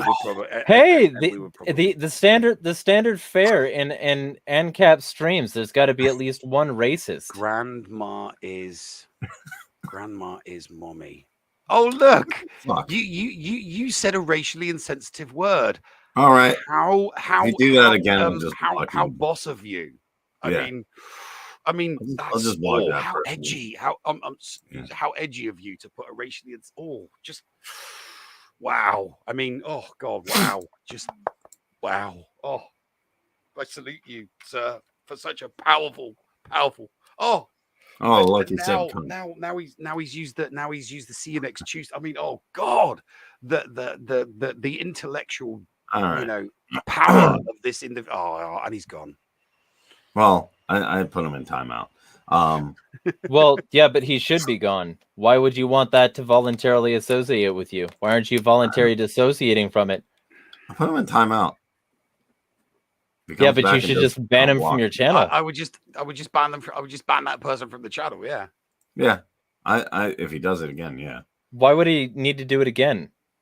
Hypothetical. What was that? Where was that hypothetical dictatorship under a good and moral leader in the open or any other rule by it? Sorry. Hey, look. As far as I'm aware, that's only ever happened once in history.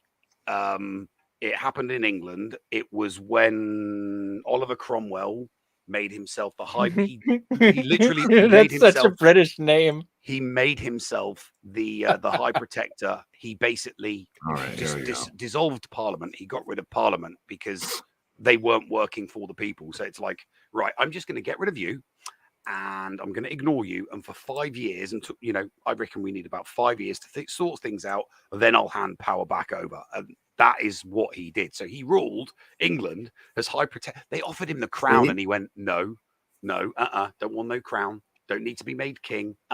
Screw you guys. And then at the end of that 5-year period, he, even though things weren't better or the way, better than before, he handed everything back over to Parliament and just became a private citizen. It's like, you know what? I tried. Screw you guys. I'm going home.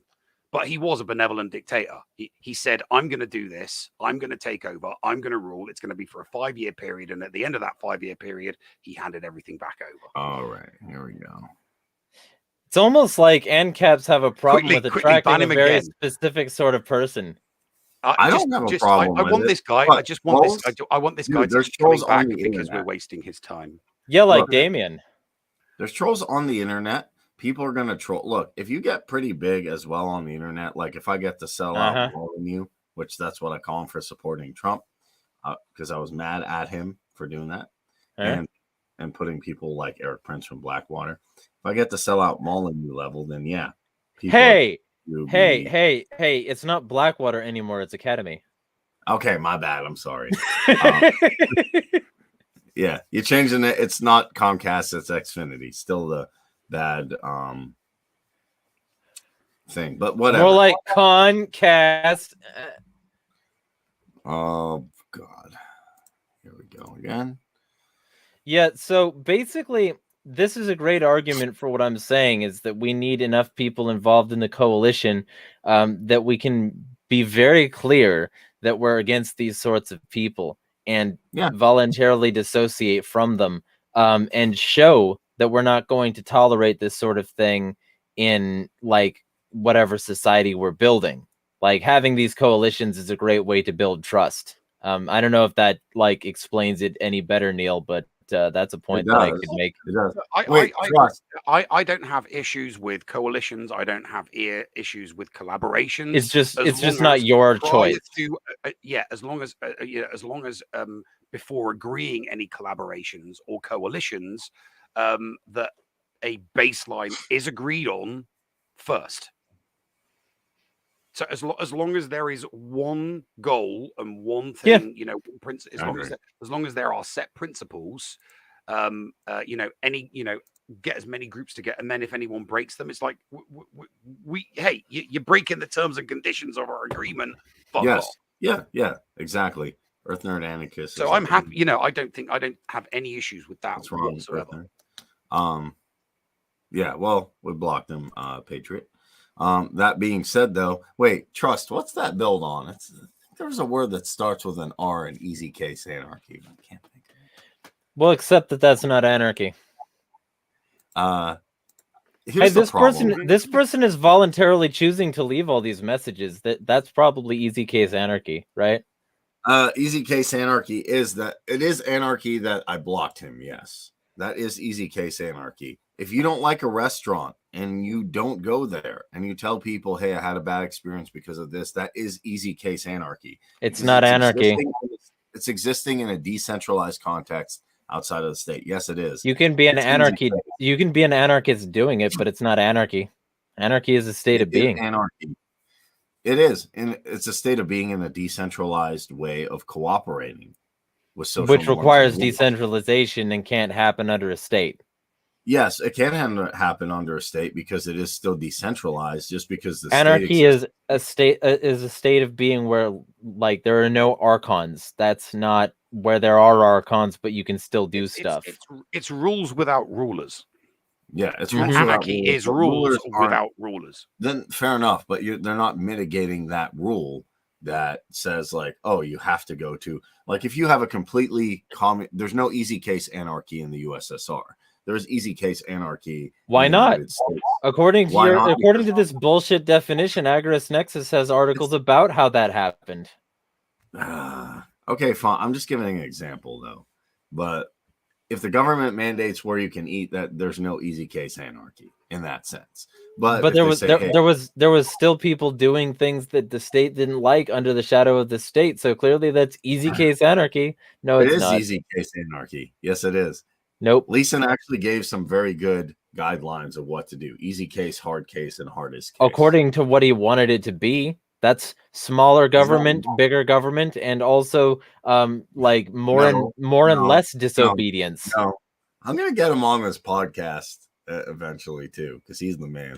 He's the best out there. Well, this isn't a podcast yet. You gotta hire me to get you a site. Yeah, fine. You want to do a round table. You want to have like a group, a large group. That's where the most fun conversation. And then I'll go to my neighbor. I go to my neighbor Jeremiah Knock and say, "Hey, have you heard of our Lord and Savior? Would you like to see statistics of post-Somalia and how pirates socially cooperated?" You can say that if you want to be alienated immediately, like worse than being anarchist, because Somalia already has that reputation for a reason of not being anarchist. It was from 1991 to 2000. It wasn't. It was microstates. I mean, they competed against each other, so there's so do global governments, which he also bullshit said that was like global anarchy. It's not anarchy. He said international trade was generated by anarchy because nobody mitigates the trade between, say, someone. That doesn't mean that it's anarchy. It means it's a series of rulers competing and occasionally cooperating with one another. It's that because the microstates are rulers. Yeah, but in the case of it's not anarchy. Trade, it is. And it's also not anarchy in international trade. It's still operating with international treaties and governments. It's rulers, not anarchy. Yeah, the international trade has to be done in accordance with government rules. If you don't follow those government rules, they come after you with fines. If you don't pay the fines, they come after you with guns. Okay, there's a private.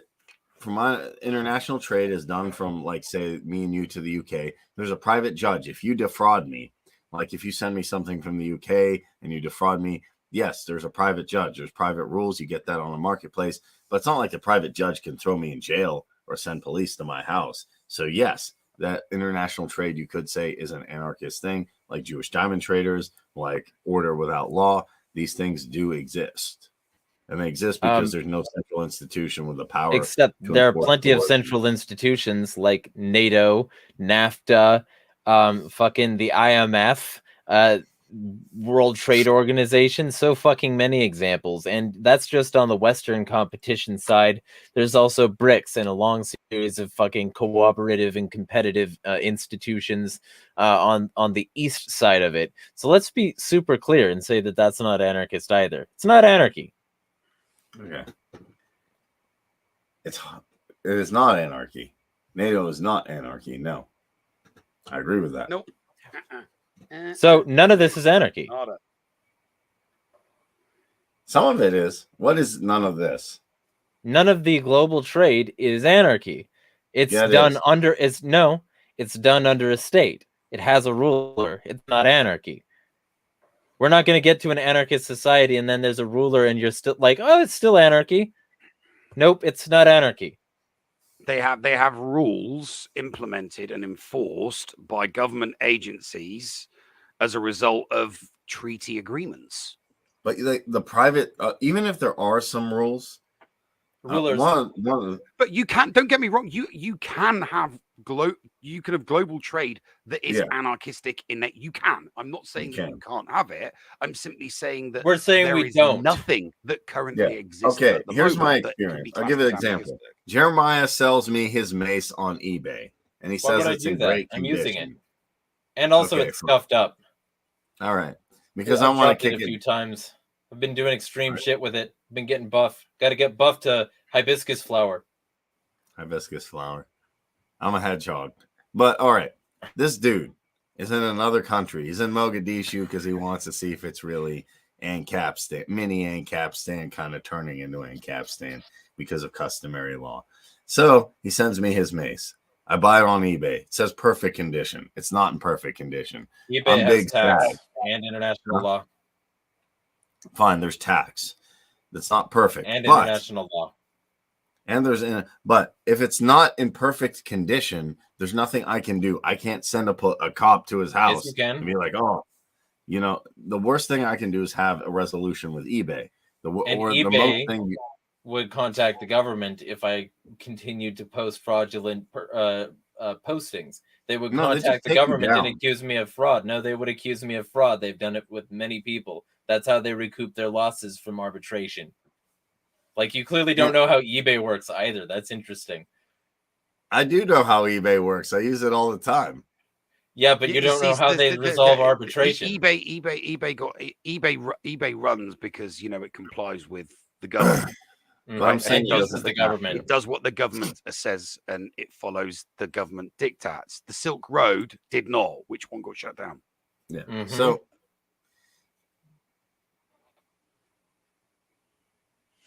what's that? Why are you looking at me like that? I mean, I've been looking like this. I just didn't have my arms up. All right, I'm not an expert on international trade. Okay, it's kind of anarchist. Okay, it can be more libertarian if it's less interfered with, but it's certainly not. Yes, anarchist. dear, thank you. We'll go. It's true. I know. How about this? Well, if he said it, it must be true. Take that, right, Mr. Chaos Control. Well, see, but the chaos control comes from understanding the energies and understanding the forces at play here, and that requires like having a deep and intense knowledge of oneself and one's surroundings, and knowing the levels on which we lie. The like, you can't be an atheist in the Sonic universe because there are gods. You can't be an anarchist in the global stage because there are governments. If you don't know about chaos, the god of destruction, you're going to have a bad time trying to do chaos control. If you don't know about governments, you're going to have a hard time doing business in a government-controlled market. You want to go the Sonic route, because I can go with you there too. Yeah, I can contend with you. I ain't scared. Anyway, if I buy Sonic Frontiers and it's not what I thought, then I'll leave a not great review, and that's easy case anarchy. Thanks, Leaston. Well, it's not easy case anarchy. It would be a libertarian assessment of whether or not the product matched, though. So that's a decentralized judgment without a central institution about a product in the free market. Where are you leaving the review? Anarchy. I'm pretty sure that they can decide which reviews stay on the platform. And if there's somebody like Grandma in your chat just now, they can say your review doesn't get to show up. That's centralization. Nah, they're not going to do that. Well, of course, because you're not going to do what they wouldn't like. I tell you what, one of the things that would be one of the things on the primary list, one of the things on the primary list of the anarchist voluntarist town, some nondescript geographic location would be a massive location for a massive server farm, and the ability to give everybody in that town ultra fast internet. Server farm, so we can, so we don't have to worry about data. It's there, it's secure. Yeah, but then you would have to shut that internet off. Oh no! It would still, you would have to shut that internet off to the outside, and the reason you would have to, and I mean by like encryption, and the reason you would have to do that is because otherwise it would be just like Elon Musk's Starlink, where he's like a billionaire with deep pockets, one of your deep pocketed billionaires. Oh yeah, no, being like, I'm going to set up a global surveillance grid. Yeah, which is terrible. Yeah, you don't think everybody joining that community wouldn't be using a VPN to do absolutely everything. I'm using a VPN right now. Wait, I mean, they definitely should. They should. Also, I'll post a link to one of my referral codes to a VPN, so y'all can support me by buying it in the chat. Really? Oh, I use a free VPN. Wait, referral. Wait, so there's a reputation. You trust them from previous experiences, and you want to let other people know. I never said reputation doesn't work. I don't know why people. I just said it's not easy case anarchy. I don't know why people use paid for VPNs when there are free VPNs. I don't get that. Well, okay. What VPN do you use that's free? I use Soft Ether. And does Soft Ether allow torrenting? Yes, I use Soft. Well, I kind of like go to two different levels. So I use a VPN. So when I'm connected to the internet, I use a VPN. But then when I browse, I use Tor. Okay, but that's not torrenting. Nobody's. Oh, so you? Yes. It does work. Yeah, Soft Ether works. It changes the IP. Yeah, it works for torrenting. Soft Ether works. I can send you the files if you want. It's easy enough to use. Okay, I mean, I'd be down to like look at it. I've never really heard of Soft Ether, and I've never seen them recommended for a torrenting thing. And what I'm seeing here is that it's just VPN software. It won't do anything unless you connect to somewhere to VPN your traffic through. I think you mean the VPN gate service, in which case, no, not any good. They already tell you that they store activity logs of traffic sent through them, and that's a big no if you want to torrent. Which is why I use Tor for all my browsing. But it's not torrenting on Tor. You don't torrent on Tor. Tor is for browsing. Oh no! I use. Oh god, no. There's another. There's another VPN that I use for. There's another VPN that I use for. Because if it's not good for torrenting, it's not good for any other sort of like unsurveilled traffic. You want something that's like generally good for that. Yeah, you want something that's basic. It's like with free virus. The basic care you get is masking your IP. Right, but it has to allow torrenting. If there's going to be good things, then you need to go a little bit deeper. Yeah, right. Yeah, that's what ExpressVPN is for. It's for things like torrenting. It's for things like torrenting. It's for things like anonymous data transfer. It's for things like unlocking streams, of course, but it's also for things like I want my traffic to be cut off. It has a kill switch if the VPN is compromised. It has things like it's a zero logs policy outside of the 5.9 and 14 eyes of global surveillance, so that's a nice benefit as well.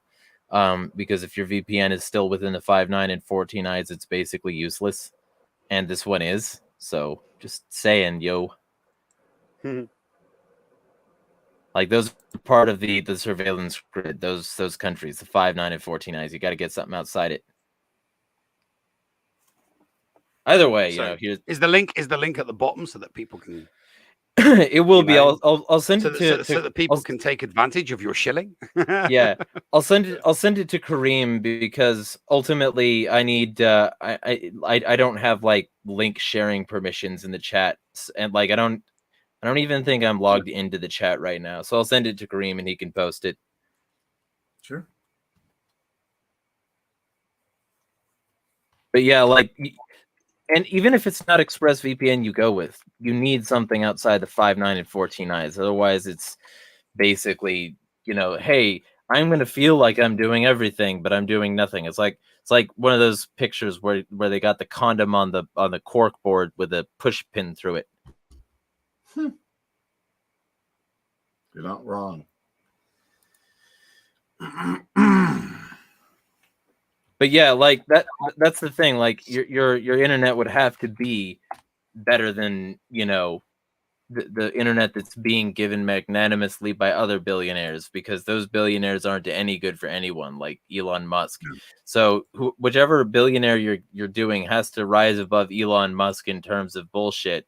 And if they're not willing to, then they're not going to be good for an anarchist future to begin with. No, and there are no billionaires. That was my point. To my knowledge, unfortunately.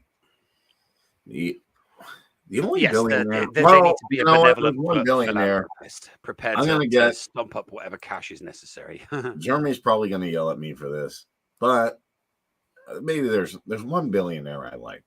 Maybe I like just because he did one thing that I think's interesting.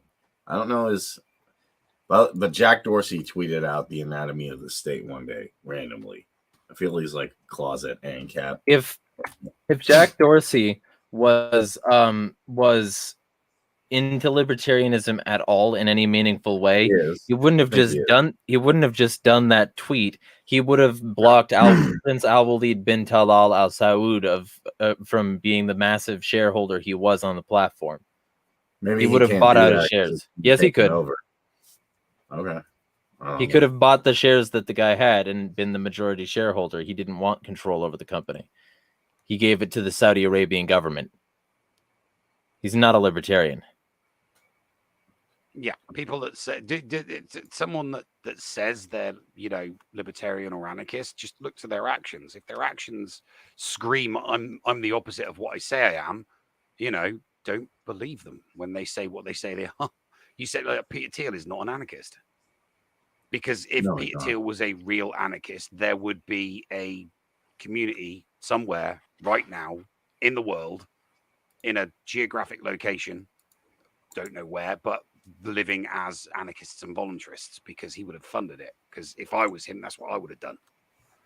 I would have got all my anarchist and voluntarist friends to follow me to a place, and it's like, this is where we're living and we're doing it now.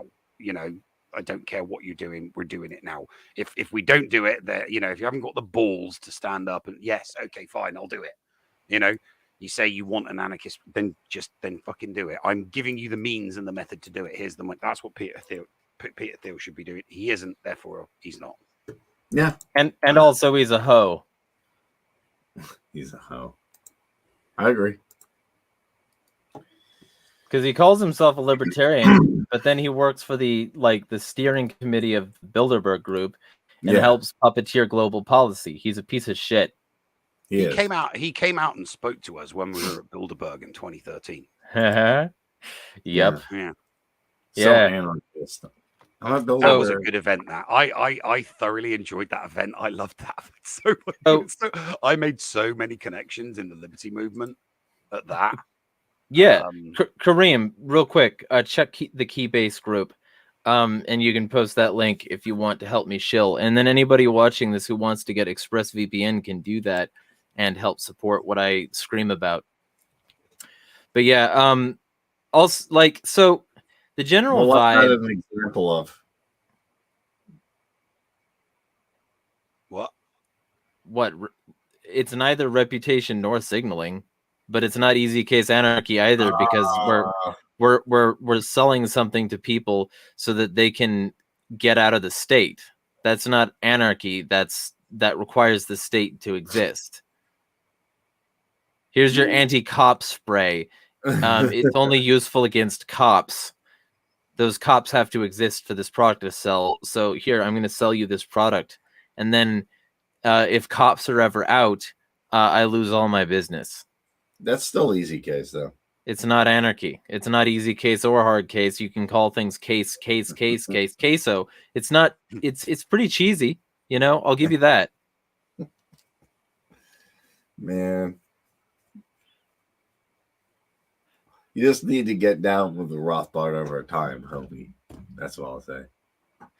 People need to read the Sonic comics. That'd be a much easier route to anarchy for a lot of people. I'm pretty sure the new Mises members, I'm going to give them Anarchy Unbound if I onboard them.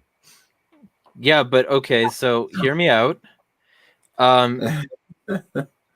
Instead of doing that, you could go with Anti-Politics by Sally Mayweather, or you could go with the New Libertarian, or you could go with the New Libertarian Manifesto by Konkin, or you could go with pretty much Henry anything by Emma Goldman, or you could go with Bakunin. His book specifically trashing Marx would go over great with right wingers, as long as they could realize that they're on the same page with the left. You know, that would be terrible, though. You wouldn't want that to happen. Instead, definitely give them that one. In order to post the link, you would have to post that in the chat here on YouTube. I don't have link permissions. I'm doing it now. Ah, yeah. Gotcha. Yeah, because I see you posting it on the Keybase group, but that's an accident. That wasn't it. The Earth. Yeah, I was about to say, if I'm not following you guys, if I'm not following anyone in chat, I'm at Neverneck. There you go. I'll put in my handle. I don't care. I'm a public. The thing is, when you run for office, you become a public figure for life. All right, that's fine. So I'm gonna. So the beauty for me is, I can do and say anything with my name because I have history with my name anyway. You know, that's why I don't use. You know what's going to happen? People are going to say Kareem's a public figure. Oh. And I'm going to say, hey, you know, the news about the scary beer flu was bad. They're like, yeah, that sure was fake. I got some news about a sub-Saharan African country that did amazing. You got to check this out. And here's how amazing. You can even do better. You can do 100% better if you take this use case and go with it. And I'll go, wow. And then boom. You'll start to see a lot of interesting things happen. Except that the people who actually helmed those existences subsisted off of aggression, and people would hate those societies, which is why they have a bad reputation, because they didn't signal properly. No, they did. That's why Coca-Cola, Dole, British Airways wanted to work with them. Except they didn't want to work with the warlords, and they couldn't do it publicly because people didn't like Somalia. You know what? I'm going to crush your argument with a video here in a second. I'm going to show this kid what's up. You can do what you want. But all right. Let me post this. I'm going to get another drink. I have my green tea still. I was prepared.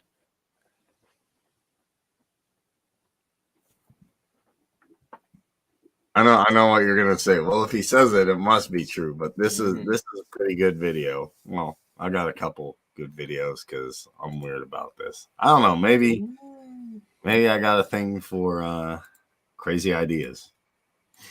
Maybe you've just looked up too much Pirate Rule 34, and you're like, oh, I need to fuck these guys, so I need to get in their good graces.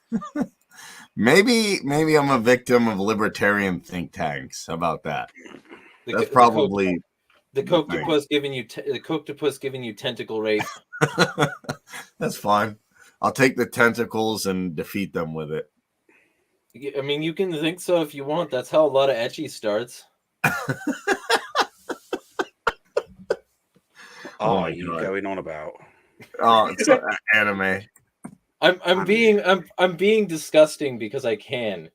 Yeah, I'm offended. That's horrible. This is not good easy case anarchy. But I'll show you some good hard case anarchy. Here, I got a real quick video. Jeremiah knows it. He sent the article to me, but I'm going to show Nev just to get his opinion on it, if that's okay. What are you playing? Well, and you know the best hard case anarchy, you got to get rock hard apps. I'm working on it. I'm almost 18% body fat. I don't know what my BFP is because I don't care. I've never cared about that. I might get a scale soon if I can afford it. That's like $26 on Amazon, and it does your BFP, your blood pressure and pulse and shit, and your weight all at the same time. So basically, it's a universal body mass indicator, and it's like it connects to your phone and gives you all your data and shit, and it's also rechargeable because I hate batteries, and I never want to buy another one if I can avoid it. Fair enough. All right, I'm gonna play this real quick. I'm gonna. Ha ha ha.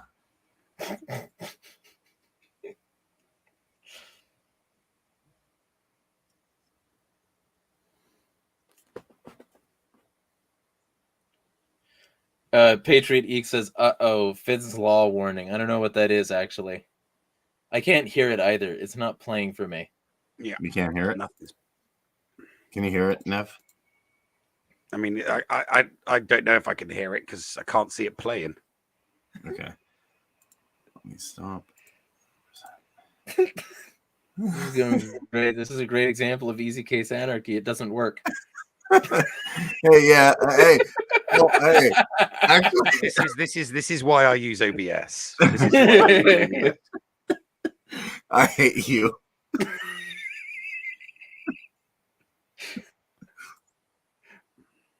Can you hear it? No. No.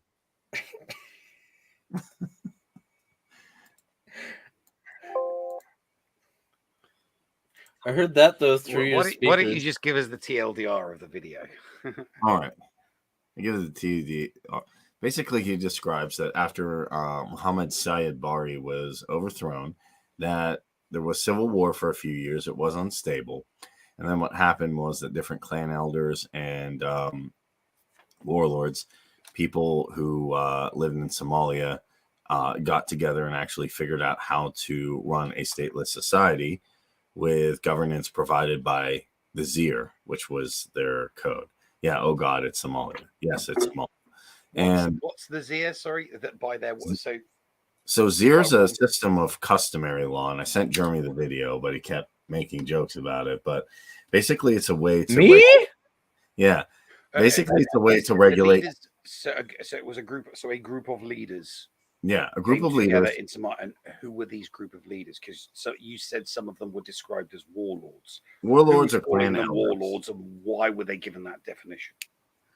They're given that definition. Were they constantly, raging war? They did lording over people. Were they constantly murdering and slaughtering people? They did not constantly. Here's what happened. Or was it somebody that was super smart and super cool and super awesome? Like a rich, wealthy, like a rich, wealthy, cool person, right? And everybody just went to him because they're like, "Hey, dude, you're better than I'm going to defer to your cock is so massive." Yeah, I'm going to defer to your authority because you're so cool and you're so smart, and I'm going to defer to your.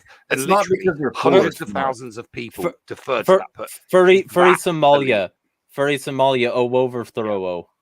Or did a person that physically threatens the lives of people immediately in his geographic location dictate to those people, right, this is how you're going to live in Somalia now? That's what happened. Is that's what happened, was it? Yes. That's not what happened. It is. And that's why they were affiliated with pirates, which were heavily trafficking the region and controlling blocks like gangs. People migrate to different clans if they find that sufficient service under that clan is not good. So it's basically Finn's Law. a term that originated on social media. Finn's law states that as an online argument about anarchism grows longer and more heated, it becomes increasingly likely that somebody will bring up Somalia. When such an event occurs, the person guilty of invoking Finn's law has effectively forfeited the argument. Since you don't like government, why don't you move to Somalia? Finn's law. Oh, okay. He made this definition. I like that. I don't know why you named it Finn, but it's fun. Oh, okay. No. Okay. No, I get it now, actually. Yeah, but I'm not using it in a derogatory term. I'm saying Mogadishu is Yeah, you're not using it in a derogatory term because you don't mind warlords. I don't want any lords. I don't want any warlords either. That's the thing. What I'm studying is how warlords or clan elders, which were clan elders too, that weren't warlords, achieved cooperation, and they did after the Civil War. Things died down. These groups of these however many monopolies of the use of force that were in Somalia that came together. Is it just a monopoly, basically said, we are a monopoly on the use of force in this region. You're a monopoly of the use of force in that region. And now let's cooperate so that we can have a more reasoned monopoly of the use of force over the entire country. What happens Which is exactly what Rothbard would have said, because Rothbard regularly talked about how the state regularly moves into a territory and mulks the masses while distributing what they destroyed. Yeah. He would call that state capitalism, not anarchy, even in the easy case. Mr. Knight and Patriot. Warlords will take over. Mr. Knight, like most of these people are from my audience. I'm kind of an asshole, and I added people who are here in Discord. No, you're fine. I like more people. Why would that be bad? Anyway. You're right. You should tell that to the border cucks. I did not think of that. I didn't. You should do. You should. I didn't realize. Obviously, I didn't realize you were listening to listening to stuff in. Are you in Discord right now? I'm not. But what I did is I tagged people. So I tagged them with the link, and I promoted my Twitter at the same time. You just did a tag for live. I thought that you were like awesome. Thank you. I thought people were watching the show and making comments. And Mr. Ducky D. So here's my thing. Like what I do is I do Mr. Ducky. What I do is I want the channel that I'm on to get value from it. I want that, right? So I share the link to their channel, and then later on I harvest clips from it for my other shit. So it gives me value and it gives them value, and that's sort of the incentive for having me on. Like you'll have a conversation like this, which will hit at some pretty like hard issues, but like afterward, you'll end up like that. So yeah, we got there's someone in Twitch. Do you know much about degrowth? Ducky is in Twitch. Okay, actually, someone in the UK going for their PhD. Yeah, well, so the thing is that what it is that it's like, if I remember correctly, what it wants is like instead of having systems that grow and like constantly need expansion. They will like the degrowth movement emphasizes like shrinking it back in all ways, not just some of the ways, so that you get a smaller society which doesn't rely as much on global bullshit, and where you get like more liberty at a closer to home level, because you're not reliant on the structures that were like fundamentally imperialist in both sorts of like economic and social ways. Mm-hmm. He likes my description. Good to hear, because I've read about it like quite a bit, but like I read about too much shit, and so like I had to really pull back into my brain for that one. Yeah, I don't like to read too much. I prefer. Don't get me wrong. I like the intellectual discussion as much as the next person, but I always boil down my arguments to moral and ethics anyway. And you don't really need to know what paragraph of what page of what book somebody important wrote in order to make arguments for or against. But if you do, then you can get people who do believe those things in catch-22s about their beliefs, and it's funny to watch them squirm. Yeah, being the font of all knowledge has, I used to try the font of all knowledge routine It sucks. back in the early years. But it doesn't work. The argument for effect and knowing more than your opponent doesn't work as effective as being able to, as the argument. Nothing has worked though. Argument. That's my point. Nothing has worked, so I'm going to continue doing this because I'm all about spreading knowledge and demonstrating expertise. Which is an example. I like doing it one at a time. I like doing it one person at a time. I mean, I'm fine with that, but I feel a deep sense of satisfaction.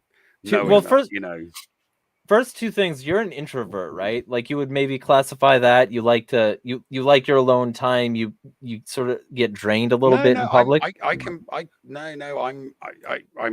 extrovert if I want to be. I can be whatever I want to be. That's fair. Entirely on what I am at the time, what I'm feeling like. I can get up and speak. I can get up and speak in front of hundreds of people. I don't have an issue with public speaking or anything like that. I've done live streams to thousands of people before. So speaking, in public and doing extrovert things isn't an issue. I just choose not to because I don't see any merit in giving up my time to do that, especially on a platform like Facebook or on Twitter. Well, I mean, first having conversation. This is great. Yeah, this is fine. This is a perfectly adequate medium. Conversations. Conversations is how I think that's how you get things done. That's how you can convince somebody of a better argument.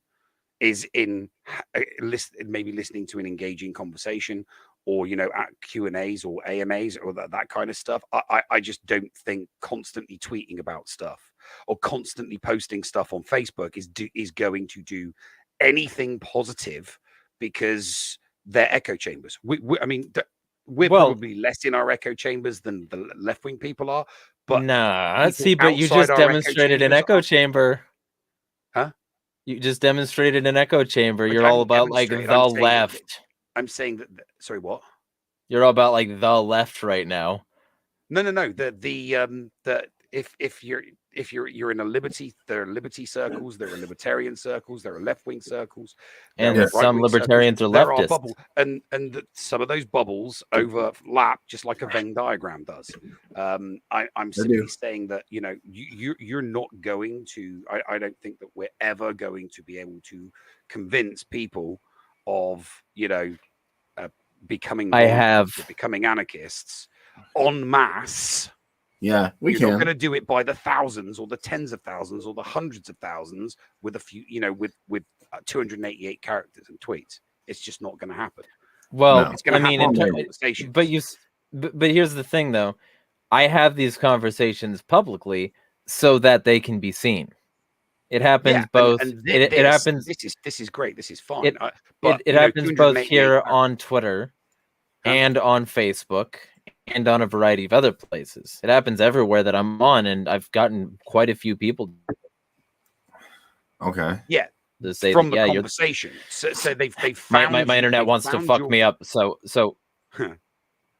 they found your conversations. Finding conversations through Twitter and Facebook. That's fine. Posting links and shit like that. That's gonna. I'm talking about trying to have, text, word conversations on Twitter and on Facebook. That's where it's not going to win, because the people that agree with you are already going to agree with you, and the people that disagree with you are either going to disagree with you, troll you, or just roast you.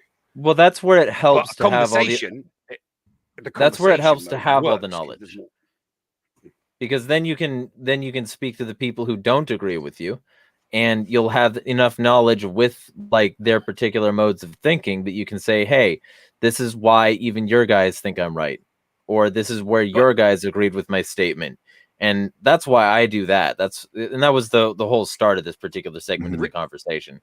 Yeah, written. Yeah, I'm glad we actually have those types of written messages, though. I mean, but people reading those, they're looking. A lot of them are just looking for confirmation bias. They're looking for people. I mean, sure, that agree with them. I mean, sure, and I would argue maybe the most of them, but like I think we all do there's it at still a some level. significantly large enough group that it's like meaningful enough to me. And even when it's not, I'm still gonna throw it at the wall because eventually they might have to admit that I'm right when the things that I've been saying are proven right.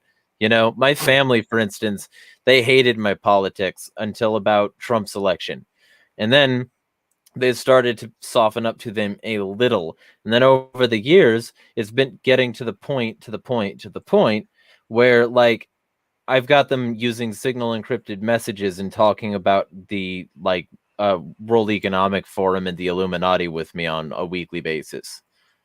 So like that's what people should do. Like I always make the point that if you're not even willing to talk to your fucking mom about it, then don't pretend that you're going to lead a revolution. You're just a bitch.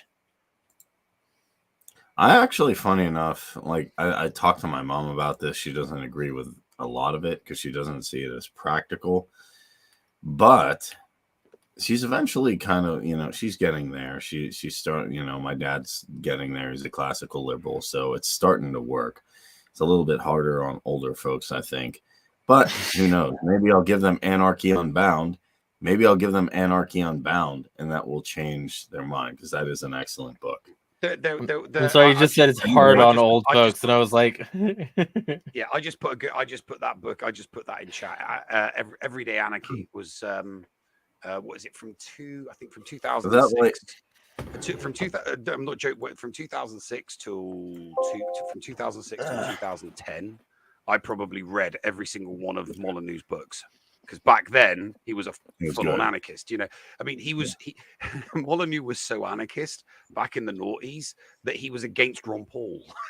That's he Molyneux back then was like Larkin is today. Yeah. So literally, just under 2 decades ago, Molyneux was like Larkin is today. I'm still Facebook friends with Stefan Molyneux. I'm waiting for that to change. I'm not going to change it, but I'm waiting. I'm still Facebook friends with him. I'm waiting for that to change, but it might. Oh yeah, no, I'm still Facebook friends with him as well. I don't know if that. Yeah.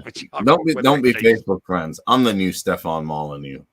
Well, except no, I'm new and improved. It's Larkin. Larkin's the new Molyneux. You've got to start complaining about people donating small sums to you. Then you'll be Molyneux Kareem. All right. Yeah. I'm so mad someone gave me $1.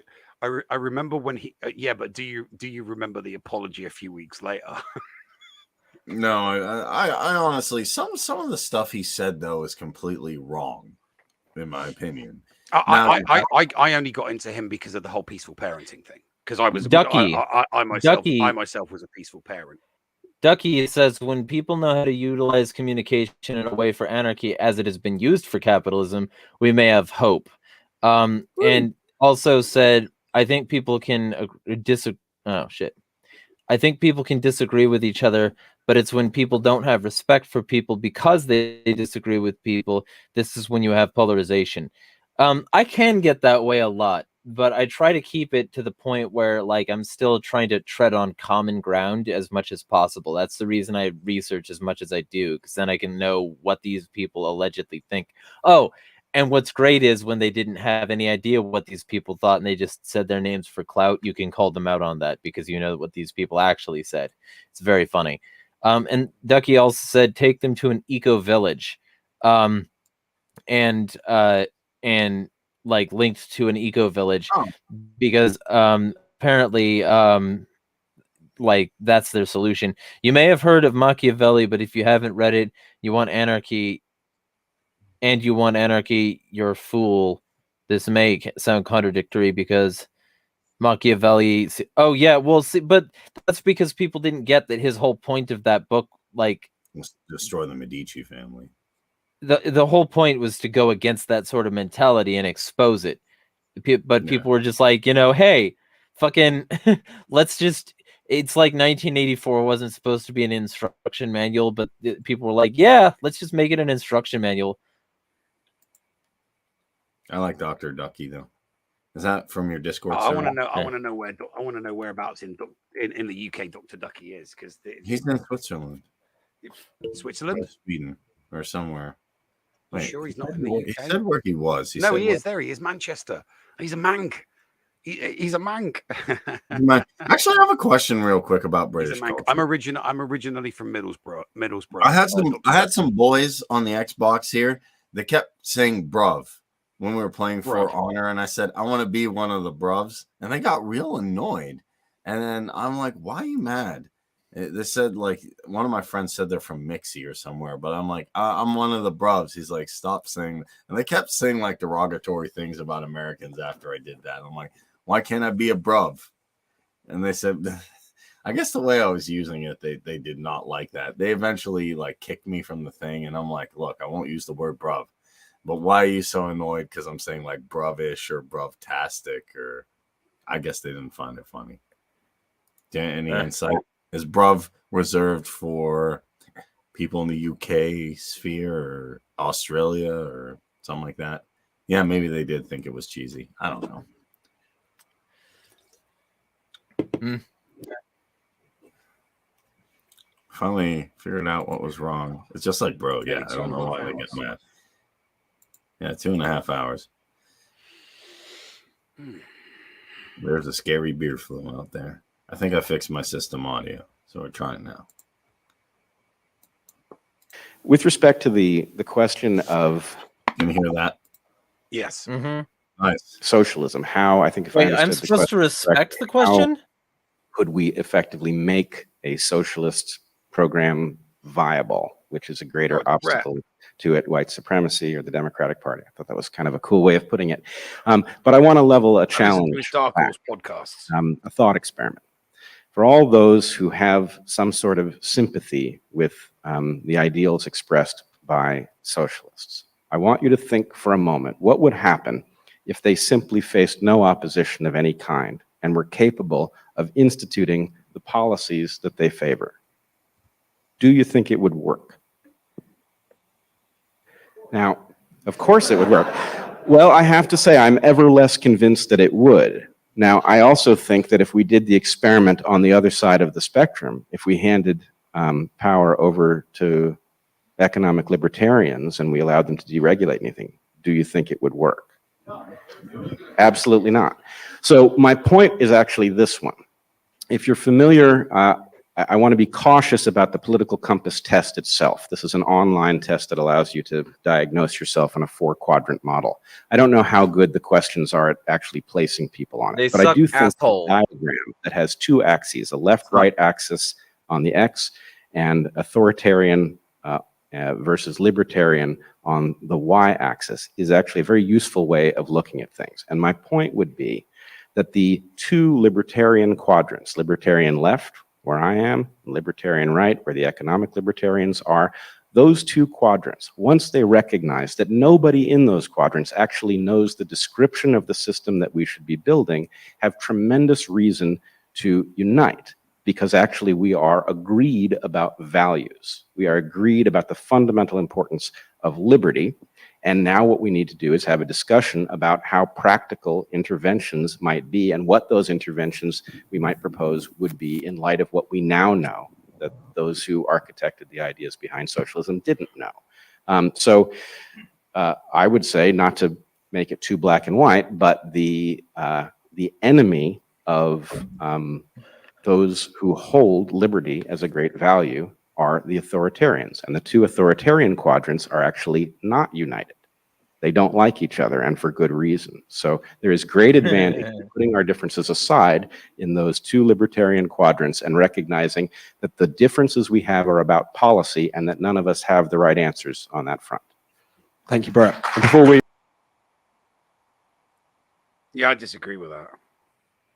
I agree with the bottom 2 quadrants. It's everything.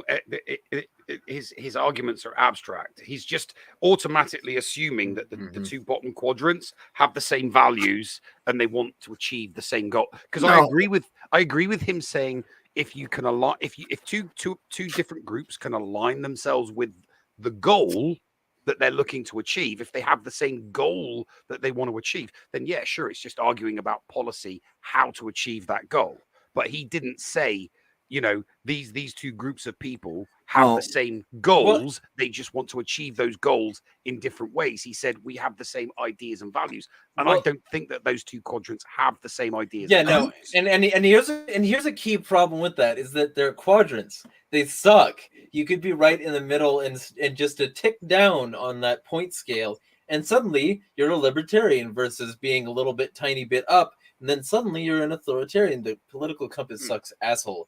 Like it's not good. And also, the bottom strip is what should unite. The ones who want 0% authoritarianism.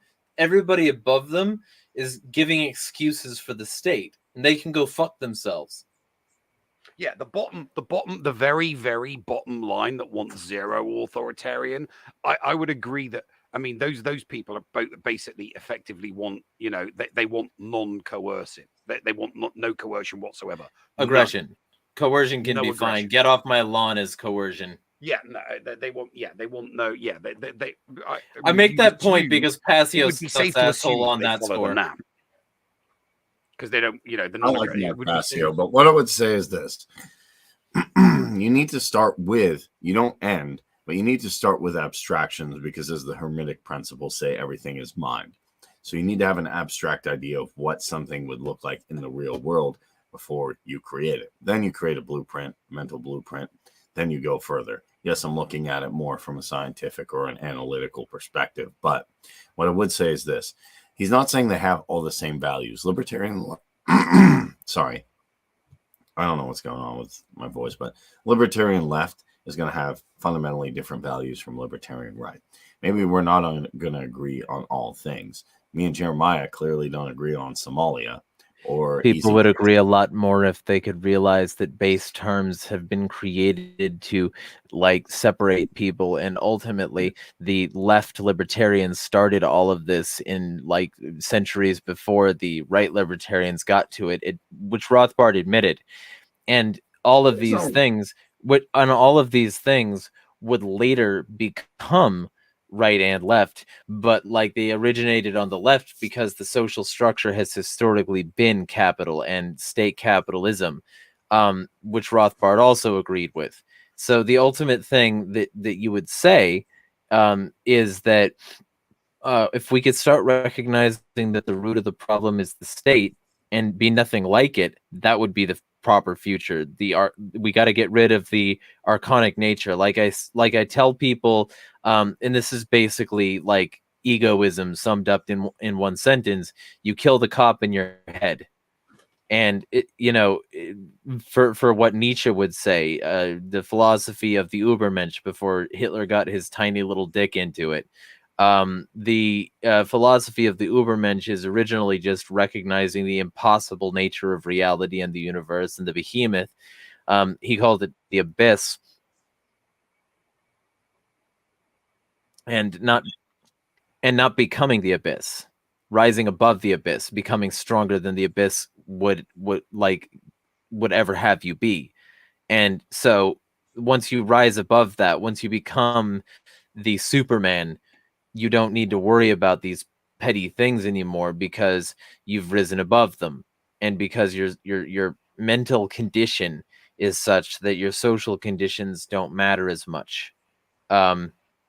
So like that's the general thing, is that if we started to recognize that we had some commonalities, that we want very similar things on a base level, and that a lot of these base differences aren't actually at the root, they're like slightly further up the tree and grafted on by the state, then we'd start to get enough common ground and maybe get these people on board. Like, for instance, if we said, as well, I mean, if y'all said, because I'm the whole bottom strip. I'm not any given anarchist. I'm just an anarchist. So, and if whoever doesn't like that can suck my asshole.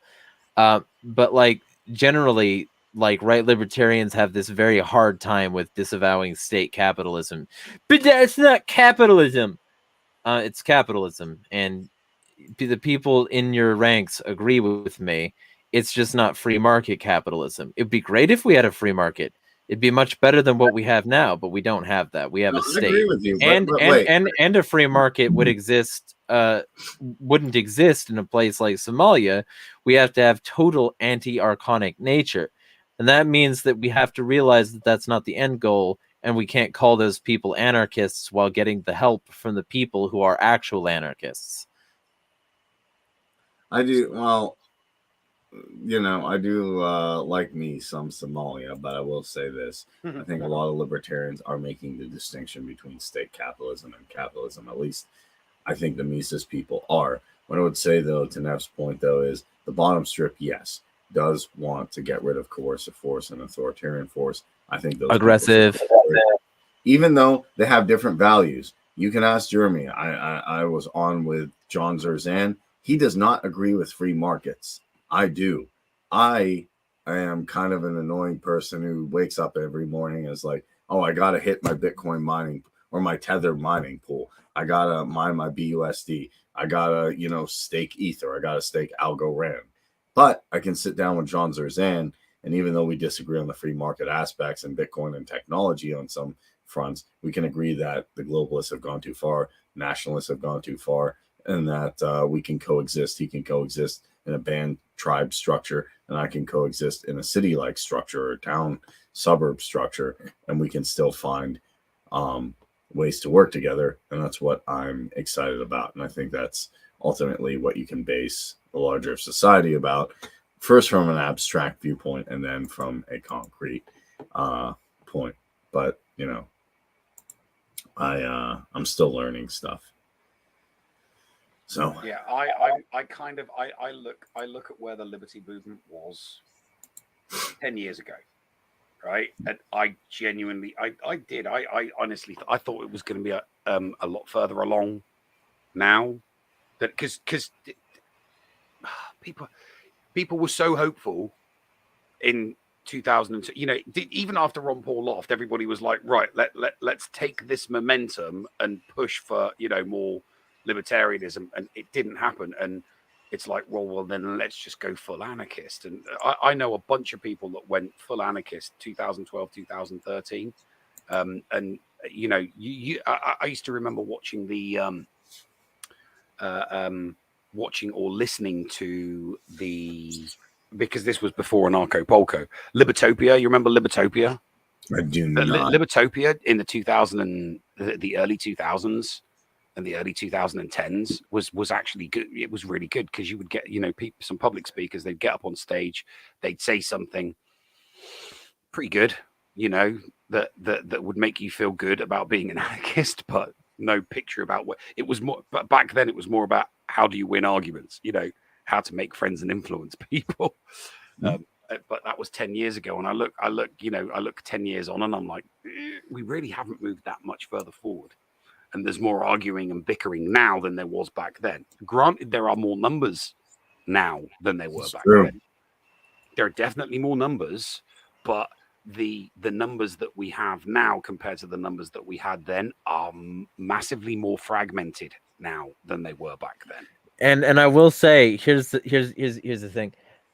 A lot of these numbers are just not numbers. They're astroturfed by fascists and tankies. Like, if you support Pinochet, fuck you. I hope you lose everything you have.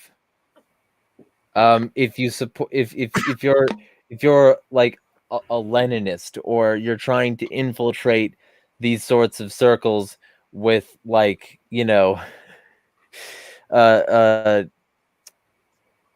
pretty face and boobs, fucking sympathy or something, then fuck off.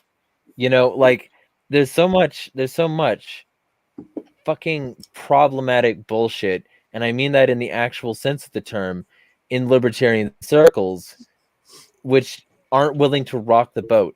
I was in a Discord server, manned by an alleged anarchist, with a bunch of alleged libertarians in it, who, because I went against a pedophile, and because I brought up, anti-racism and anti-fascism, I got a bunch, and also because I support trans people at all, I got a bunch of people hurling racial and gendered slurs at me.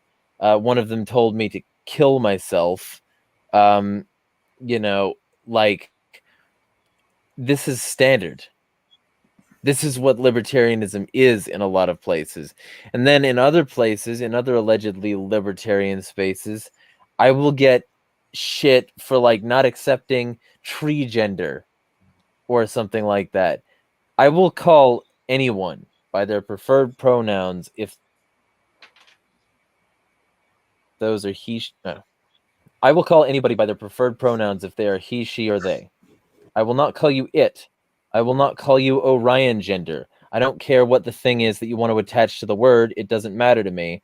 I will call you a very specific set of things, and I will likely not talk to you if I have to remember some special snowflake bullshit in order to do it. But I get called a transphobe and a fascist in those circles. I also get accused of a variety of things from both circles because I oppose the Ukrainian government for a variety of good reasons. Most notably, they're Nazis. And so all of these things are examples of how the libertarian movement is shit. And let me just get real specific and granular about something more centrist friendly, more centrist capable.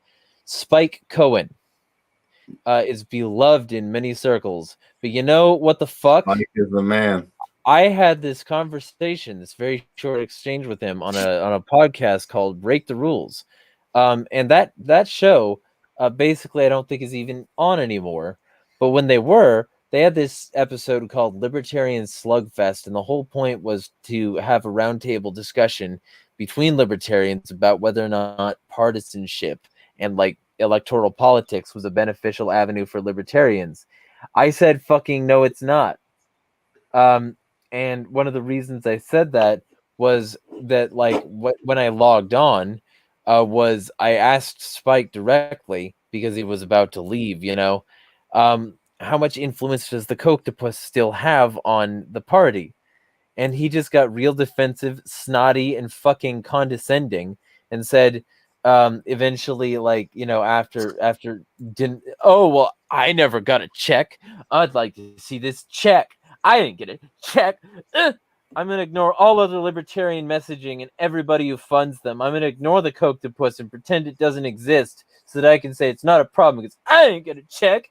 And then he fucking waxes indignant while I say that, yeah, it actually kind of matters where the funding for the message comes from because that's what's going to fund the fucking message. And he was like, see, this is why my time is precious. And he started to talk about all the stuff he allegedly does, but he didn't win. He didn't fucking win. The Libertarian Party won't fucking win. And ultimately, what you get with people like him is people who won't even acknowledge. Ultimately, what you get with people like him is you get people who won't even acknowledge the problems, much less solve them. And you get people who are very condescending because they're doing something when what they didn't do anything. And so, like, that's what the Libertarian Party is. They can have all the numbers in the world, but if they sacrifice their libertarian message and become elitist garbage, then they're not even libertarian anymore. I don't care what party they're in. That's my stance. I don't know how that strikes you. And that's what I mean. It's like the part whenever I see stuff that on social media that's from the that was from the Libertarian Party, it was because maybe one of the somebody I follow liked or retweeted it. Yep. That's the only reason I see it, because I don't follow it myself. And it would come off as something just as generic as what the Democrats or the Republican Party would say. Yes. It's just generic political circus. Nothing unique. I mean, yes, the Mises courses does do a hell of a lot more unique stuff than the mainstream, Yes, they do. Yes, they do. I'm proud to be part of the Mises Caucus. Hey, Kareem, get the Mises Caucus official accounts and the official Libertarian account to tweet, "We disavow the Koch brothers as irrational and repugnant." All right. I'll talk to Angela about it and see what we can do. Because they won't do it.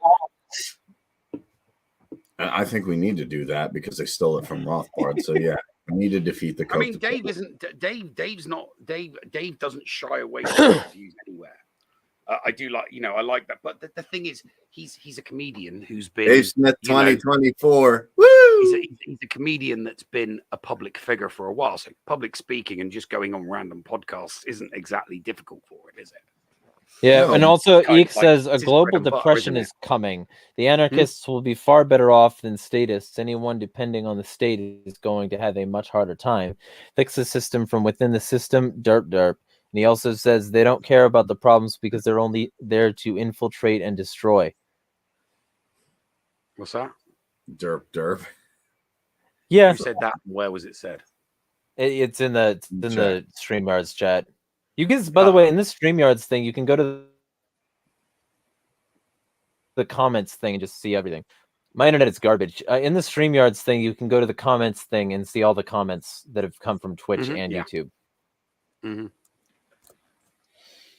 But yeah, like, and also, again, let me just harp on this. If you don't have a solution to the CBDC problem, then you have nothing about anything that's coming, because the CBDC is the mark of the beast, and the mark of the beast is coming. And if you don't have a solution to the mark of the beast, then you're tantamount to Satan himself, because you're encouraging the system which will demand a reliance upon the mark of the beast. And without a solution to the and without the solution, without that solution, you're not going to have any sort of freedom or liberty very shortly, because this system of CBDC is building a one-way interrogation mirror upon all of us, to where the elites can see everything you do and you can see nothing they do. And this system is directly designed as a surveillance mechanism to control and prevent dissident activities, and to find ways to consistently monitor their finances, so that they can find out the spending and buying patterns and more accurately control people away from those sorts of things. So if you don't have where's that from? CBDC, no, that's not from anything. I'm just saying all that. Wait. Oh Jeremy, yeah, that's what you're reading off something at the moment, aren't you? Hey guys, I defeated the Antichrist with a mask. No, Is that no, cool? I wasn't reading anything. I was just saying I thought things. you were reading something. Right, okay. They're not looking at. I thought you were reading. You looked like you were reading something off the monitor. They're not looking at my Tron.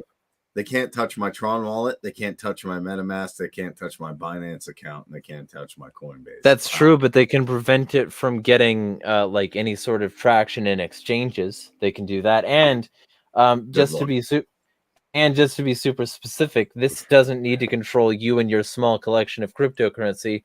This just needs to control the masses, and they control politics.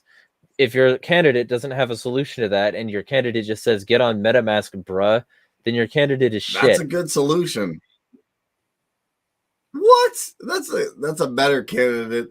I'm not saying that's the master candidate, but that's a good. If they aren't going to do anything about the actual currency, they're not a libertarian candidate, because that is the final key to this whole fucking equation. The global facial recognition ID system and financial control systems are enslaving us all.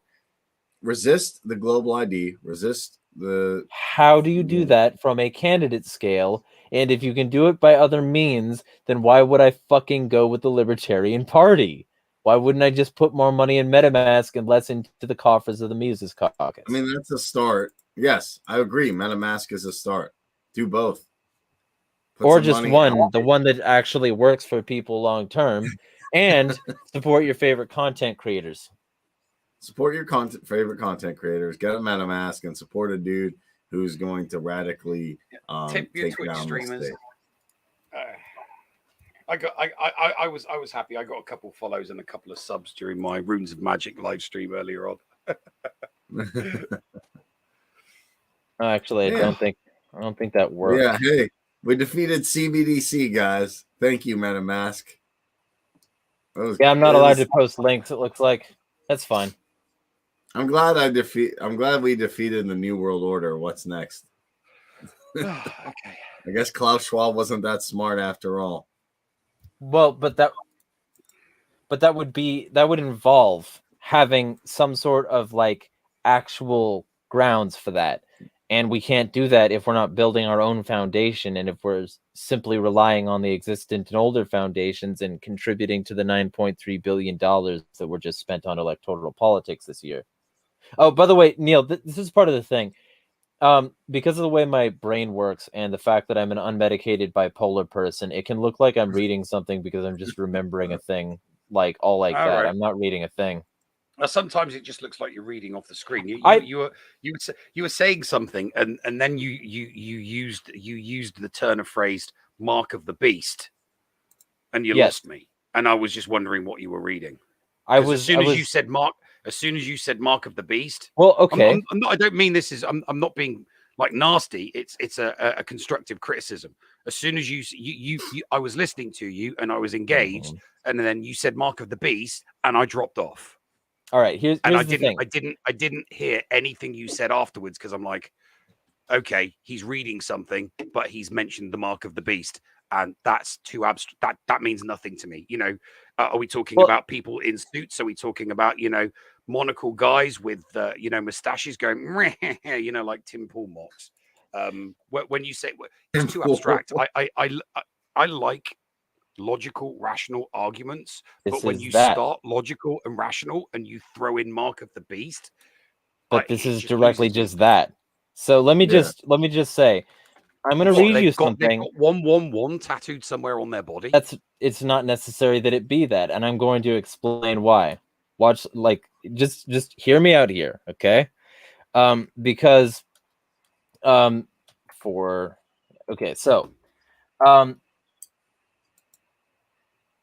and he had power to give life unto the image of the beast, that the image of the beast should both speak and cause that as many as would not worship the image of the beast should be killed. That's like basically Rex 84. Okay. Y'all know what Rex 84. My internet sucks for a lot of this stuff. I need to get my own place and my own internet connection. Point is, y'all can support me by the Patreon and Ko-fi links. But either way, the point is that y'all know what Rex 84 is, right? I'm not speaking to the wind. Oh fuck. Okay. Well then, let me red pill you on Rex 84 because I think I'm an anarchist. There's no pill that you can give me that's going to stop me being an anarchist. So go ahead. This isn't designed to stop you. This is actually going to cement it even more. Rex 84, short for readiness. There's no way I would ever not be an anarchist. Short for readiness exercise in 1984 was a classified scenario and drill developed by the United States government to detain large numbers of United States citizens deemed to be national security threats in the event that the president declared a national emergency. The plan was first revealed in detail in a major daily newspaper by reporter Alfonso Chardy. Sorry, I thought my internet went out again. In the July 5th, 1987 edition of the Miami Herald. My internet did go out again. Okay, so in the July 5th, 1987 edition of the Miami Herald, possible reasons for such a roundup were reported to be widespread opposition to a U.S. military invasion abroad, sound familiar, such as if the United States were to directly invade Central America. To combat what the government perceived as subversive activities, the plan was also authorized by the military to direct ordered movements of civilian populations at state and regional levels, according to Professor Diana Reynolds. Existence of master military contingency plans, of which Rex 84 was a part, Operation Garden Plot, and similar earlier exercise Lantern Spike, originally revealed by journalist Ron Ridenour, who summarized his findings in an article in Counterspy. And Operation Garden Plot was the DoD civil disturbance plan, also known by its cryptonym Garden Plot, was a general U.S. Army and National Guard plan to respond to major domestic civil disturbances within the U.S. And it was basically round them up. And I'm reading from Wikipedia, by the way, but this is all solid. You can look this stuff up. Transcripts from the Iran-Contra hearings in '87 record the following dialogue between Congressman Jack Brooks, Oliver North's attorney Brendan Sullivan, and Jennifer Daniel Inouye, the Democratic chair of the Joint Senate House Committee. Congressman Jack Brooks, Colonel North, in your work at the NSC, were you not assigned at one time to work on plans for the continuity of government in the event of a major disaster? Brendan Sullivan, North's counsel, allegedly. Mr. Chairman, Censor Daniel Inouye, I believe that question touches upon a highly sensitive and classified area. So may I request that you not touch upon that? Brooks, I was particularly concerned, Mr. Chairman, because I read in Miami papers and several others there had been a plan developed by that same agency, a contingency plan in the event of an emergency that would suspend the American Constitution, and I was deeply concerned about it and wondered if that was an area in which he had worked. I believed that it was, and I wanted to get his confirmation. Inouye, may I most respectfully request that this matter not be touched upon at this stage. If we wish to get into this, I'm certain arrangements can be made for an executive session. That'd be like off the record and in secret and shit. Contingency plans by the U.S. government for rounding up people perceived by the government to be subversive or a threat to civil order have existed for many decades. For example, from 1967 to 71, the FBI kept a list of over 100,000 people. 100,000, and this was in the 60s and early 70s, back before they had access to things like Facebook to make it super easy to find dissidents and round them up, to be rounded up as subversive, dubbed the ADX list. So there's that, and that's like the kinds of ways that they would do this. They would just declare things like states of emergency and start rounding people up. They've done that like multiple times recently, and they're just waiting for a reason to do it more. So, as I was saying about the mark of the beast, and he causeth all, both small and great, rich and poor, free and bond, to receive a mark in their right hand or in their foreheads, and that no man might buy or sell, save that he had the mark, or the name of the beast, or the number of his name. Here is wisdom. Let him that hath understanding count the number of the beast, for it is the number of a man, and his number is 603 some 6. So it doesn't need to be the number, and the reason it doesn't, welcome to biometrics, Neil. You've got your hand, and you've got your face. These two have marks in them by default, and these marks are being registered in computer systems. Amazon is already doing things where you can purchase by scanning like this or like this. Not like this, though. That would be too on the nose. And when you scan your palm, it lets you buy things. Or all these other contact-free methods being worked in where people can just go like and buy their bullshit.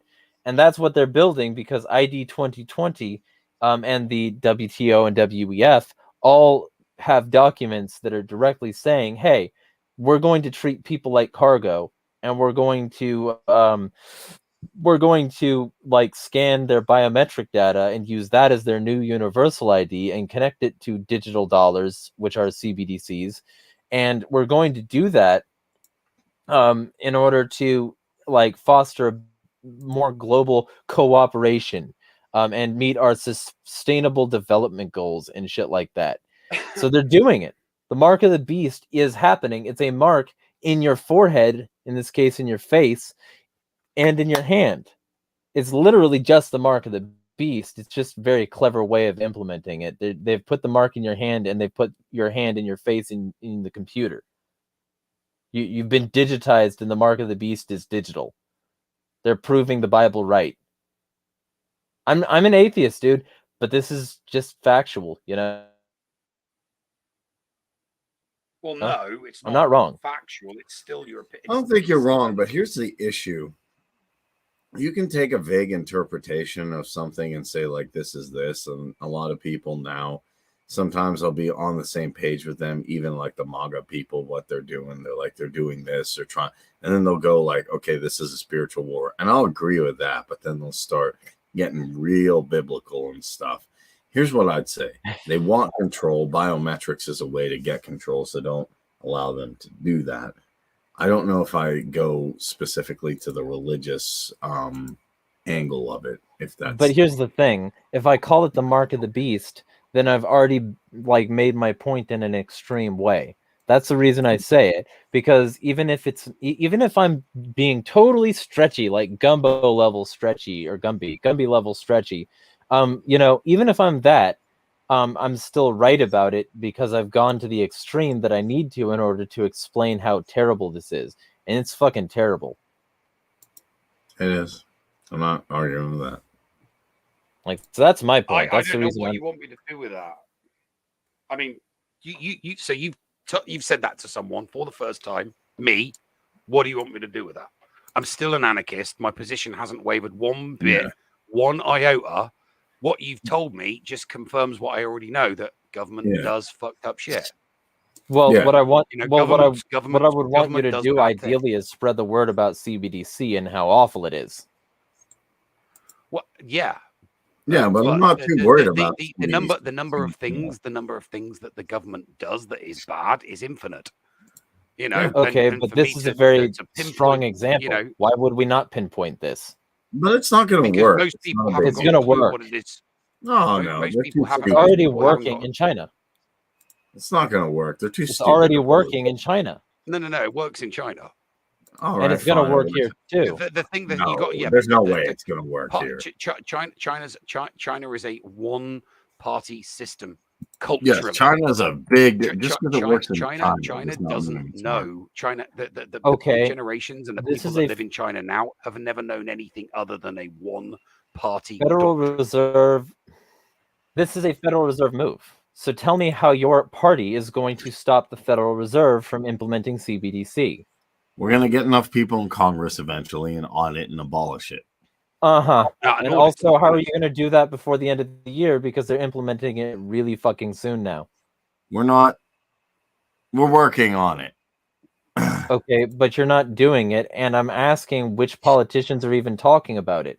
You really need to hone in on this. That's my whole point. That was my point from the start. I'll hone in on it. Fine. But I don't think it's a big. I don't think the elites are too stupid to pull this off here. They're already doing it. It's already working. You're saying it's not going to work. It's already working. It's working. It's worked. It's worked. It works. Yeah, but it worked on the Chinese culture is completely different from it worked in China. Then why are we not still on the gold standard? Huh?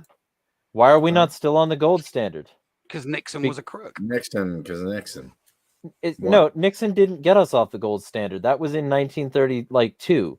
Nixon helped ease us off Bretton Woods that was collapsing already by officially removing the requirement. That's all Nixon did.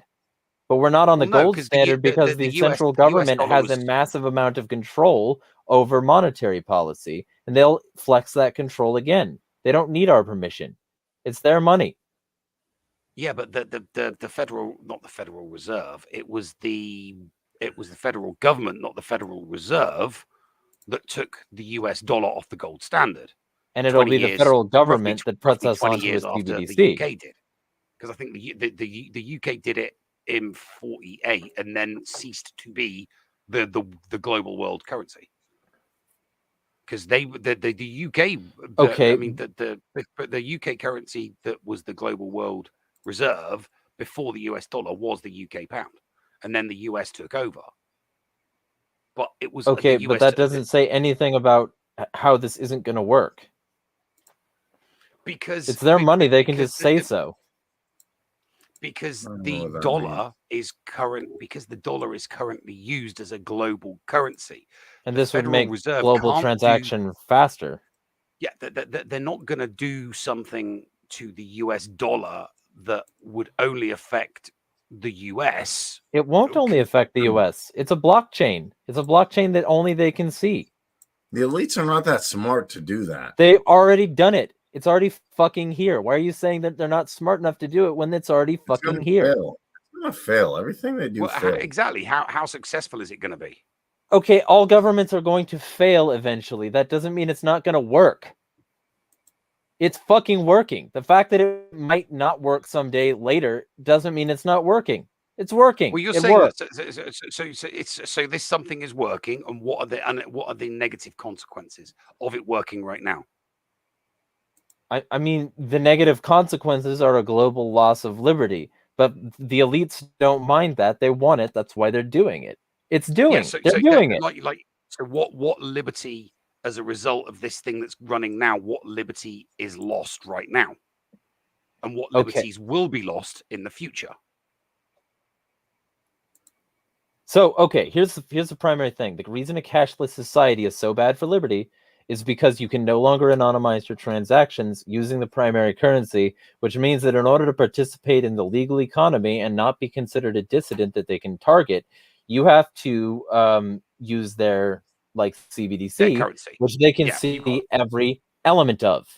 It's fucking dystopia. It's fascism, and Not it's gonna already get there. coming. and how It's not that there that yet. that that We'll defeat it. blockchain, how is that blockchain linked directly to the money supply of the US dollar?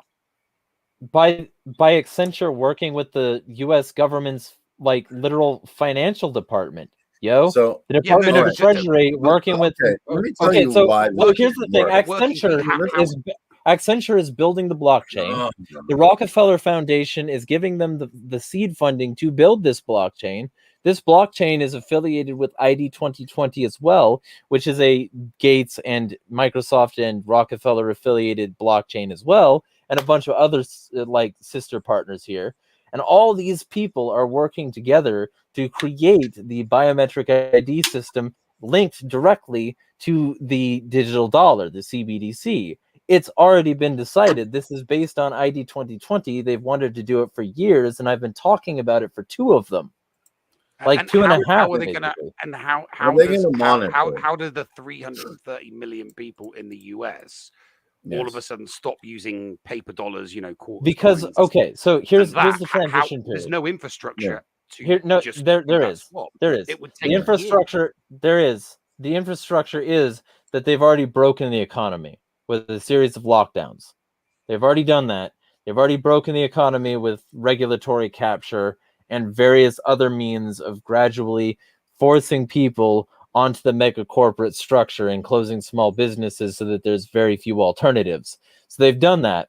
And all they need to do now, while people are being evicted, while they're having a hard time affording health care, while they're having a hard time affording their kids meals or to send them to school, while they're having a hard time affording their student loans, while they're having all this fucking economic hardship, the US government just says, hey, we'll give you a stimulus, but you have to sign up for our coin. People will say yes. And then that starts the transition to the point where everybody is eventually going to get all this stimulus money, or a UBI even, which is something that they've been pushing with MMT for a significant period of time. And they will grow to rely on the US government until the US government gradually starts to reduce cash transactions with their mega corporate allies. This is how the Bilderberg Group plays things. It's a slow game. So what I'll is tell you going that to won't work. back? What Look, are they using to back Can I make the one digital point real currency? quick, Nev? Oh, sorry. Yeah, sure. Go ahead, mate. All right. Let's assume they get it. Let's assume everybody, 330 million people, sign up for this. This is ridiculous to think because, okay, even if I have get every employee in the federal government, which is like a million something, people are buying stuff all the time. Just to put this in perspective, like, okay, you can look at it, but are they going to look at every transaction of every person all the time? That's not the fucking point, dude.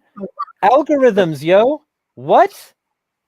They don't need to. They can just look up suspicious patterns of activity. That they already do that with Twitter and fucking Facebook. They already do it with all these things. All this shit has already been tested and proven. What the fuck?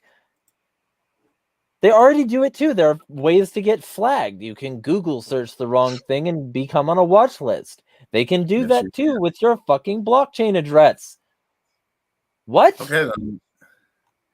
Even so, they're not that good at blockchain technology with what they're doing. Accenture is blockchain technology and it's already doing fine. They're global leaders in blockchains. Do you know anything about Accenture? I just don't see how a government-run blockchain forces everybody to use it. It won't force everybody to use it all at once. It will incentivize people until the economy says basically fuck it. Like Egan Chat is saying everything you need to know. They can. I mean, don't get me wrong. Obviously, they can coerce people. They did it with the they did it with essential and non-essential workers in certain states during the COOF back in 2021. Get the jab or you lose your job, and a bunch of people took it to keep their job, and a bunch of people went, screw you, fire me then. Because So a lot of the there were lots of politicians in the government saying at the time, just ignore it. Whatever punishment they hand down to you, whatever fine they hand down to you, as soon as we've got a Republican majority in Congress, oh shit! you can forget Hold on, about just a second. I gotta go check something. Oh fuck. But yeah, no, that's what a lot of politicians were saying that at the time. They were saying just ignore all of the policy that's being thrust on you now, because at some point in the not too distant future, the other party will take over and they'll just reverse all of that punishment. They'll I just don't reverse trust it. Republicans. To me, Republicans are just as bad as the Tories. They're controlled opposition. People are saying red. They're not controlled opposition. They're just a do nothing party. They think that by they because they do. I mean, but I always use the example of 2008. I always use the example of 2010, 2012, 2014, right? Because Obama brings in Obamacare, and the Republicans are like, well, you've got to get us in the Senate and you've got to get us in Congress for us to be able to reverse it. So what happened in 2012 and 2010? The Republicans had the Senate and the Republicans had the Congress. And then they started saying, well, we've just got this, if you want us to get rid of Obama, you want to get rid of Obama, we need the presidency as well. So then in 2016, you've got the presidency, you've got the and everything. And what did they do? Did they get rid of? No, they didn't. All they did, Congress and the Senate did nothing. No, Congress and the Senate did nothing. All that they really did was Trump reversed the criminal aspect of it, because obviously originally, if you didn't sign up, it was criminalized, and you were fined. And all Trump did was remove that. So if you don't want it, you don't have to get up to it, and we're not going to fine you, and we're not going to punish you for it. Was it fair to call three elections? So 6 years and 3 election cycles, and the Republicans still did nothing.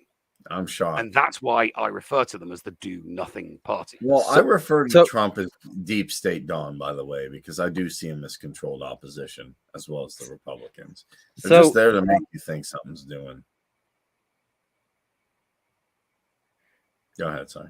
Eek in chat says a global depression is coming. Oh, sorry, I already read that part. And he says it's already live in China. They can shut down cell towers and internet if your credit score is too low. Now, if you're on a list, they flip a switch. Poof! No credit cards, no cell phone, no service. Car doesn't turn on, etc. Yeah, that's if you've got an electric vehicle, which they're mandating by 2035, 2023. So one of those two dates. I actually forget. California. Yeah, that'll happen everywhere eventually. Take action to not. Yes, it will. Take action to not depend on the system. Prepare for the day when your fiat buys nothing, no grid, no internet. And he also says banks run from behind the scenes. Friend is talking to a Chinese woman. Government takes their passport too. They can't even travel inside the country without approval. Total control.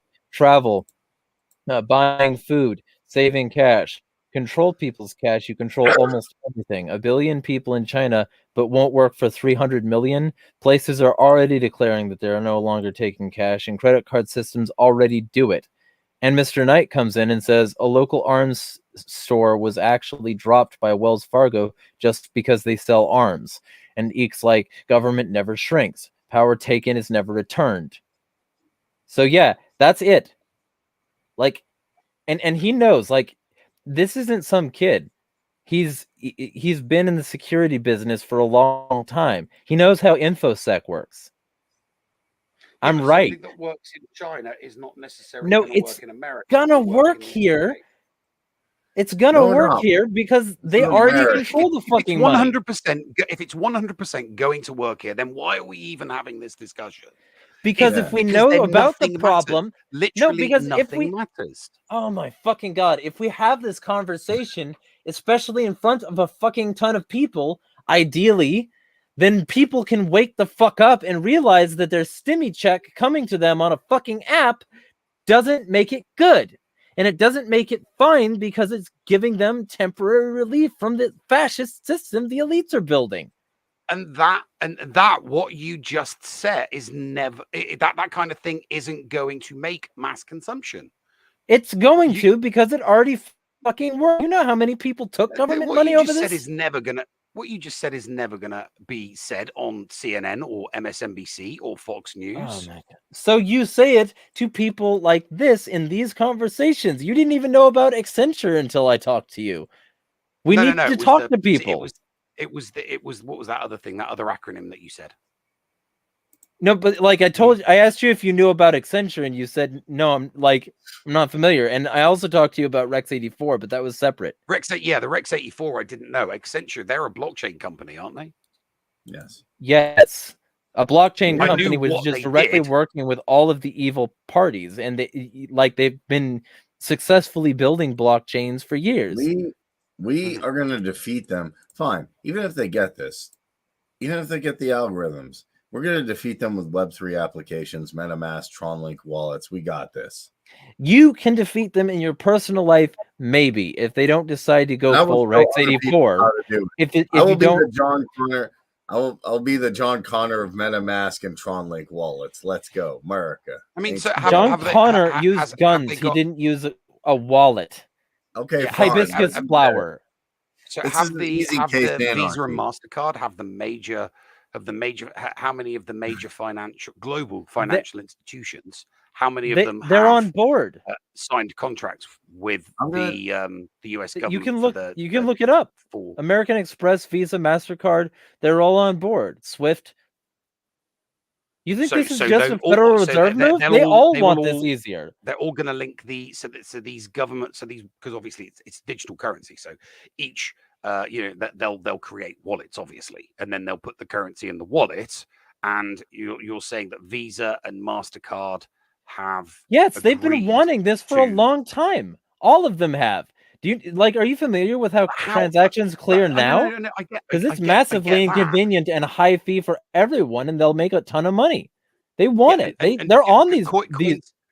Coins have certain crypto coins have a certain value to them, and certain cryptos are already connected to the likes of Visa card and Visa and MasterCard, and you can go anywhere in the world link with your MetaMask has one of those cards, by the way.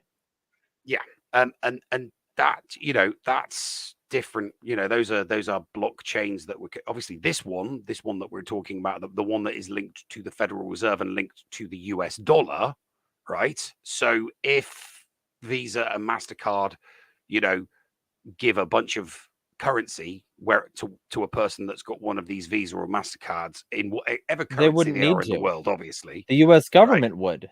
They would just load it onto the account. So what is the US government, what is the Federal Reserve giving to Visa and MasterCard? What they're giving instant transactions, lower transaction fees, no confirming time, basically total transparency with purchases for fraud prevention. And what I mean is that what do Visa what do Visa and MasterCard get? Is it just a bunch of ones and zeros transferred electronically? They don't actually see any physical, that they're not actually going to see any physical value or physical return. Visa and MasterCard aren't banks; they're electronic transfer protocols. What? Sorry, what was that? What comment you reading? Visa and MasterCard aren't. No, I'm not reading comments. I'm saying Visa and MasterCard aren't banks. They're transfer protocols from financial institution to institution. Yeah, and if they don't need anything. But I mean, they've got to make money somehow. They've got to make money. That would be transferred to their banks. They bank with third parties. Yeah, and the only value is the US government saying our digital currency is good. I'm trying to get to the how the value how do you get regular people to trust this system? You don't need to. You just need to tell them to get the app, and they will get stimmy money. That's the start of it. And then eventually they will move on to this system as it becomes more and more convenient, as more of these mega corporations gradually offer discounts for using it. more and more of these mega corporations phase out the old dollar entirely. It's a gradual system of bleeding control from the common person and giving it to the state. It's totally viable. I've already described that. So the bottom line is it's just the government giving free shit to people. That's how you start it. And then eventually all the mega corporations will hop on pop because it means that they get more of their power isolated because the people can't just go down to Mima's down the street because Mima's closed due to the lockdown and the reopening store doesn't have the CBDC system because Mima's resisting their tyranny. So there's more lock. So that they implement this. What's the lockdown? They don't need lockdowns anymore. The lockdowns already closed Mima's store. Right, they already fucked the economy. There are a bunch of broke and poor people, so they get these people to be the backbone of the new economy. It's obvious. When do they? And when do they phase out the coins and the notes and the checks? Eventually, they will phase them out after these people have graduated. Eventually, they will phase these things out after they have gradually moved people onto these by incentivizing programs. Exactly. So they would need a successful. They would need a certain mass in order to adopt this, in order for it to be successful. So if it's not successful, they can't implement the plan further and go, well, we can't get rid of the cash. They tested the stimulus already. It worked. People clamored for that shit, yo. They just automatically sent money. They automatically said they didn't say you've got to apply for it here and wait for the money. They just sent it out to it. They just gave it. There's a difference. They did apply then, and now they won't need to. It'll be even faster. People already accepted it when it was slow. We're just having a conversation. There's no need to be like that. Like chill out, I'm trying to understand what you just said, how it takes us down this very, very, very dark road, and what the timeline is. Just because people will people will trade security and liberty for convenience and an air of safety. Yeah, but as Aishel Mencken said, what did he say? The average person doesn't want to be free; they just want to be safe. This is why. This is the issue. That being said, we can get past this. I don't know exactly. I just can't. I mean, I cannot ever see a system that is totally cashless. I just don't see it. It's already happening. People trading gold. Yes, people trading. It's happening. Yes, I'm not denying it's happening. Obviously, there are literally thousands of ways that you can buy things or trade things or get things without cash, done electronic. 100.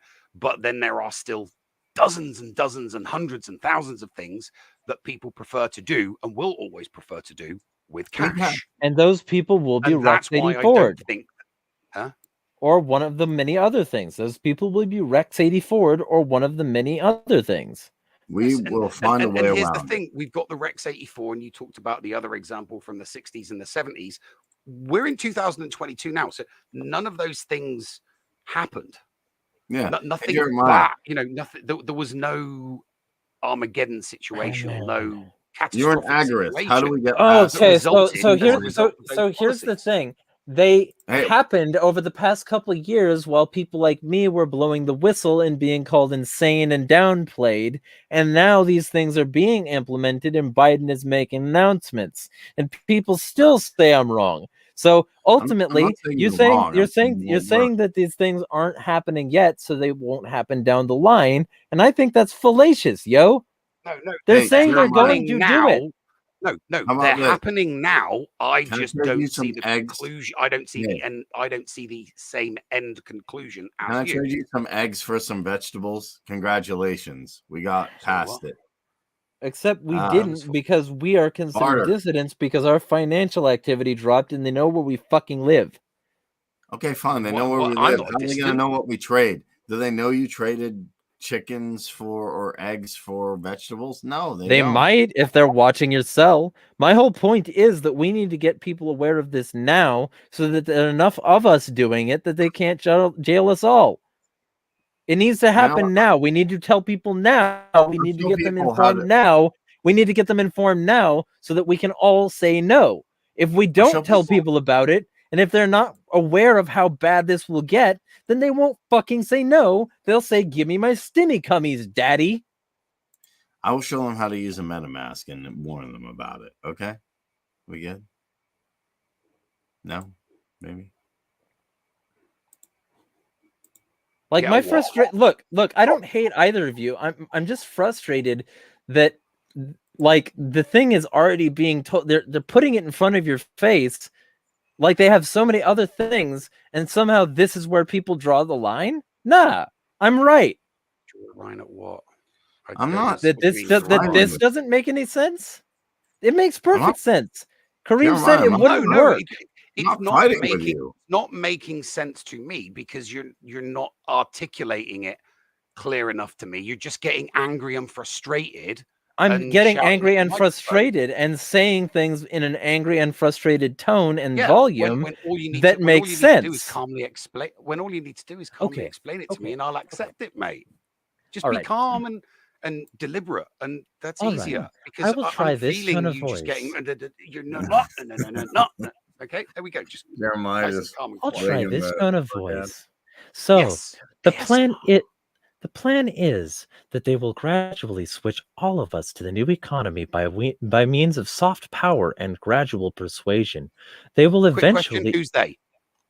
The World Economic Forum, the Bilderberg Group, the Trilateral Commission, all of these global powers that have already had their eye on cryptocurrency as a means of control for a while. The US government or the UN? Both, because there are going to be many interconnected. Because there will be many interconnected central bank digital currencies around the world. There's already one in China. They've already experimented with this sort of financial control by cutting off the SWIFT payments in Canada. And while they did that, they also shut down an entire country in the form of Russia, cutting off contact, their entire financial institutional systems in one fell swoop. I know about the SWIFT one in Canada. Sorry, what was the Russia one? The Russia example? The Russia example is sanctions. The global economy said we're not going to accept this anymore. And they said we are not going to accept rubles and we're not going to accept things from rubles.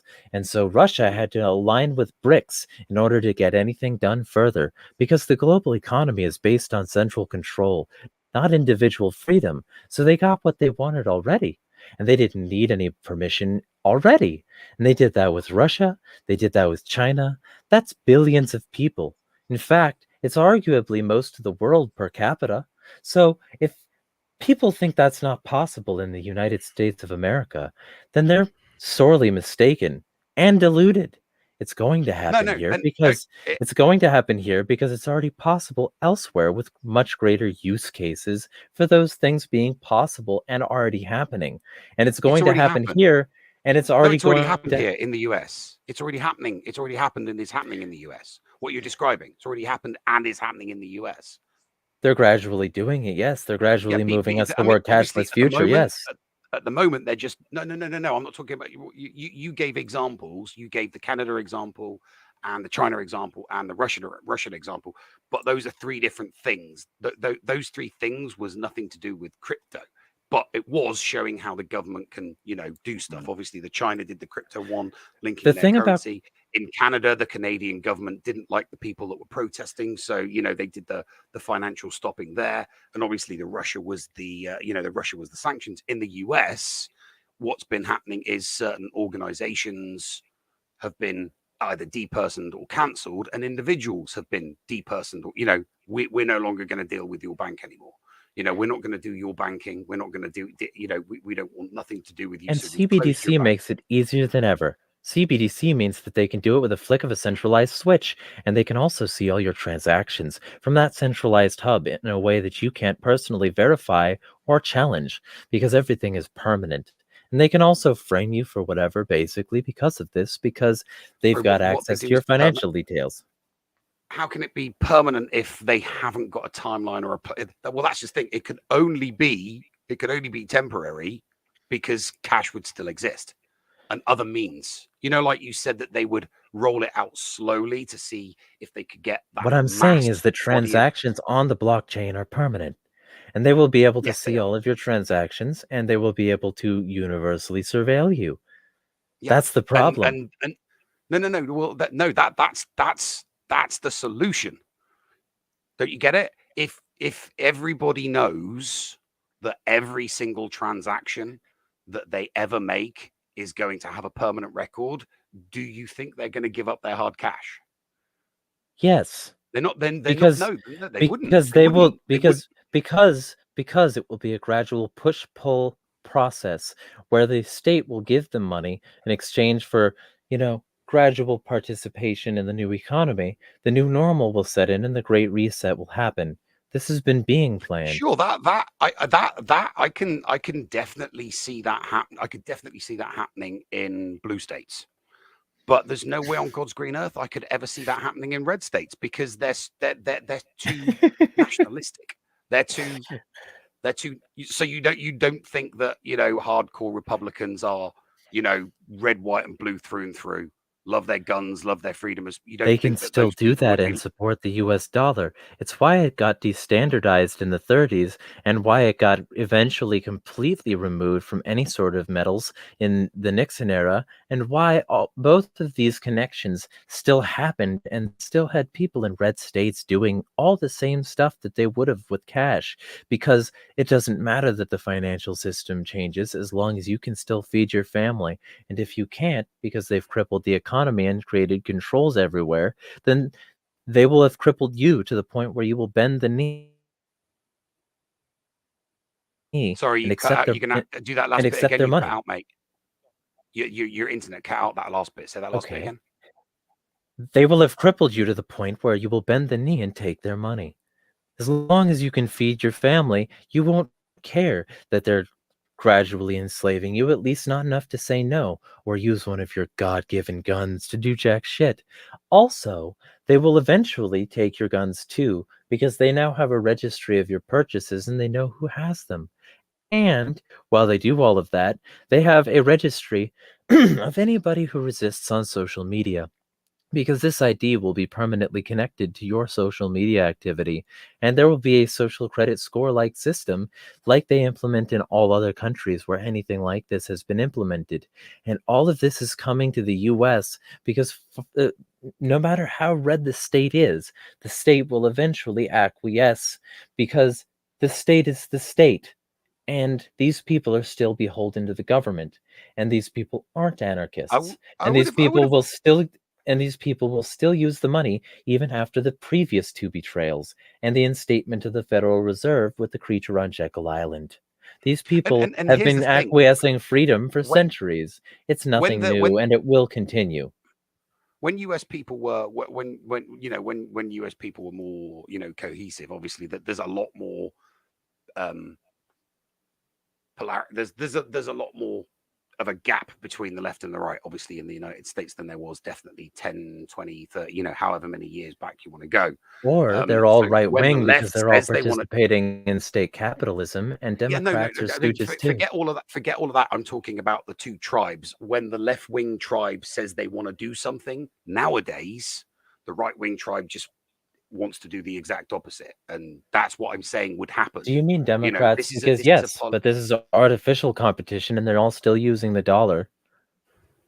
Yeah, it's a lot of the things. A lot of the things that you've said have been getting said for. I heard Alex Jones saying back in the 2000s. But the question is whether or not he's wrong, and he wasn't I'm wrong. not saying. I'm not talking about whether he's right or wrong. It's you're saying that nobody's hearing this, and I'm saying, well, actually, stuff like this has been getting said. And what has happened to Alex Jones because of that? By InfoWars for the And what has What's happened to Alex Jones because of that? He's a global household name. That's what's He's a happened to global him. household name, mostly because every news article attaches Sandy Hook to him, and because everybody wants to talk about the lawsuit and exactly nothing he said. His message has been buried by the mainstream media, the mega corporations and state working together to make sure that when you search his name, you will not find this information. The mega corporations and state uniting and working together to make sure that when you search his name, you will not find any good information. You will find information about him being sued for billions for being a monster.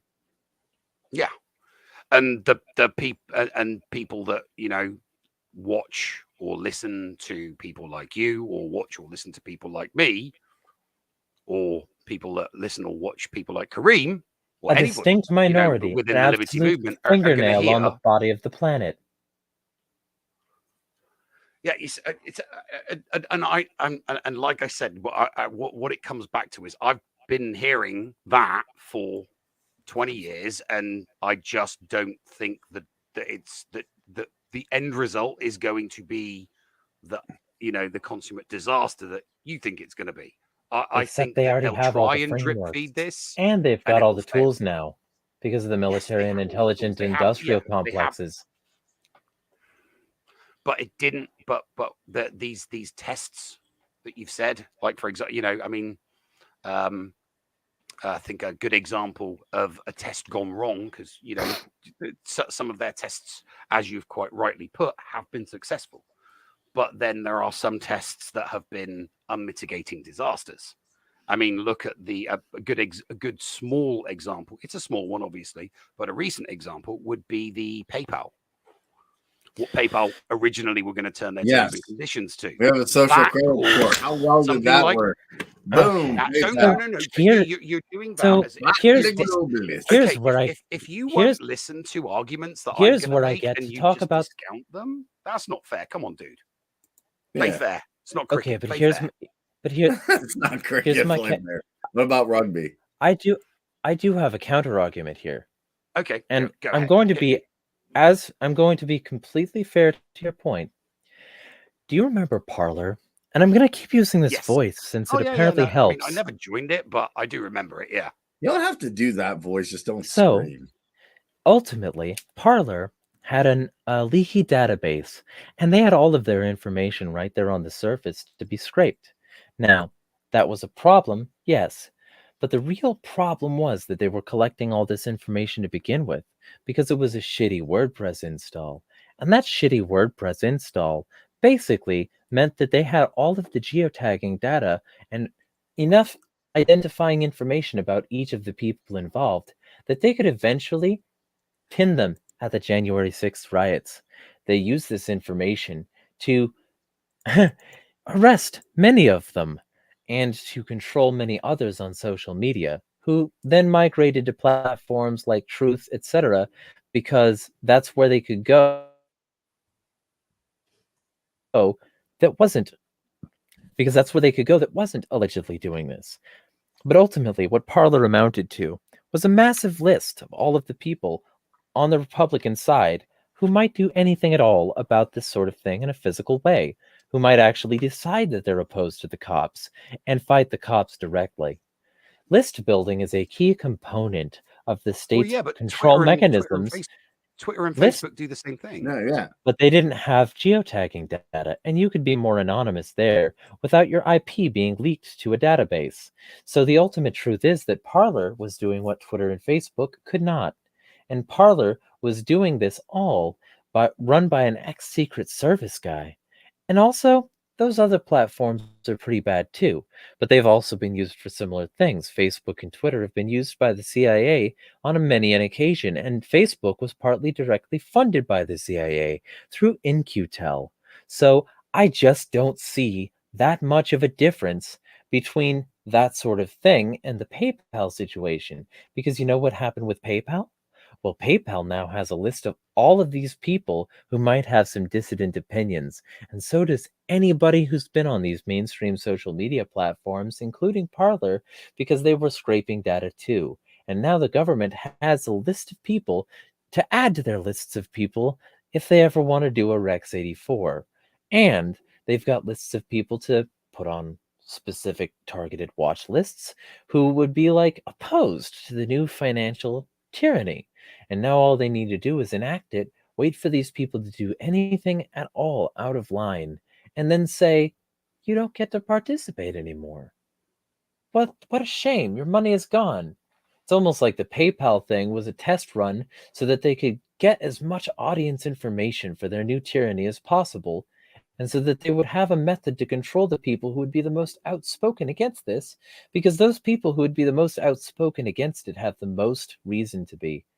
And they're the people who the state would ideally want to control the most effectively.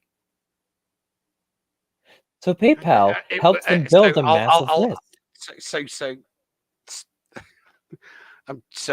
So you're fucked then, basically. According to you, you're a dead man. You're just a dead man walking. Very likely, but I don't. You're just a I don't. But I don't care. I look forward to your 60th birthday, but you're not a dead man walking. But I don't care. Even if I am a dead man walking, I don't care because I'm not going to let them control me. That's the ultimate libertarian solution, telling people about the problems so that they can effectively resist it in numbers. And I think that resistance will naturally. I do think that I think that resistance will naturally occur, whereas you think that resistance needs to be kind of pushed. Yes. It needs to be given a push. And yes, I don't think because most people don't have a fucking clue what CBDC are, and they don't have any clue about any of the moving parts here, and they will accept the stimulus money and the new app if they're given free shit. Just like they did with the entire tyranny that's been built already. That's no different from the arguments that you or I make. And we know this because we make these we make this argument all the time against voting. How voting is doesn't work. It's because you're politicians. It's like, I'll give you free shit if you vote for me. Right? I'll give you free shit if you take this currency. I don't believe in voting at all. Exactly. I believe that the free shit that they're giving to people is directly designed to incentivize the illusion of democracy. Yeah, no, we're on the same page with this. You don't need to use the condescending tone. I agree with you. But you asked me to stop yelling. Same reasons. So I'm trying to be calm. I'm trying to use a nice. It's the way that you're talking to me. It's like it was just that you were jumping. Okay. Like, happy you're medium talking to me like I don't need you to talk to me like I'm a kid. I just need you to talk to me like I'm a regular person, mate. That's okay. So if I'm talking to you like a regular person, I'm talking to you. Like that, yeah. I'm talking to you like I've been this whole time, because this is how I am with regular people. I get shouty when it seems like my facts are being frustrated. No. It was when you were getting angsty at me asking questions. But the questions you were asking were things that I had already explained. They're going to gradually push me, pull you. Exactly. I was just asking. But I'm not trying to troll you. I'm trying to genuinely get to the. He's asking questions. He's not messing. None of the matter by asking questions and asking for clarifications. I wasn't trying to troll you. I would never do that. It's okay. There is a distinct possibility that my cynical pessimism increased my tension and made me like aggravated and agitated. I'm not going to say that that's not possible. But at the same time, I get this frustrated all the time because I'm bringing people the facts that they need to know this stuff, and most people don't even know what I'm talking about, and that's what needs to change. Exactly. Before it comes out. Exactly. But and there's me asking questions and asking for clarification, and you're getting frustrated with me. Imagine what it would be like for someone that doesn't have a loose grip on and I'm just asking for clarification from you, right? Yeah, we mostly agree with you. Okay, but and that because we mostly agree with we mostly agree with what you say. I just needed to ask some questions and get some clarifications. That was all. Somebody else might just get annoyed with you getting frustrated with them and think bollocks to this. When you do have good arguments, I just I wasn't understanding everything that you were saying, and that's why I was asking for clarification and questions. I would never troll you. I would never ever troll a fellow anarchist. Okay. Well, just to be clear, for clarity, like in pretty much every interaction I've had like this, even with people like just avowed statists, it's gone smoother than that. Because they were like, oh yeah, shit, that's really bad that they can see everything I do and control it all from a central hub. It's already happening in China? Shit. It's coming here? Fuck. So, I mean, I've had much smoother times with it with a variety of other people. And I just didn't see what didn't click, I guess. I think it's just we have different. We think the conclusion is different. That's all. I think. Okay, I think we just have different conclusions. Then Because I I will agree, give- all of these things are happening. I just don't think that the end conclusion that you think is going to happen. I don't think that that's. Then gonna I will happen. give you the same spiel, and just so that you're sure I'm not reading anything, I will do this. And I will say that I think we are going to see a fiery apocalypse of rivers of blood and years of darkness, the likes of which will make Revelations look like a children's story. That's what I think. I think we're going to get dystopia. I think we're going to see the ultimate, the ultimate form of fascism in the form of like all the dystopias which have come about in fiction. I think we're going to see those come home to roost because the elites have seen how people would respond to those on social media and already have plans for how to deal with all the dissent because they've been wanting this control for a long time so that they can have all of their power, and so that people can't resist their gradual nepotistic and so that people can't resist their gradual nepotistic and oligarchical control of the planet, which is why they're totally okay with working with people like Saudi Arabia, when the House of Saud is the richest royal family on the planet, because those people help them maintain their control. They will work with anybody who will help them maintain their control so that they can gradually bleed us all dry of all of our freedom and liberty and move us onto the plantation. How's that for a speech? We're gonna stop. And I don't think I that's what I thought. You were super black. Maybe pill, 10, man. 15 years ago. I just don't think that anymore.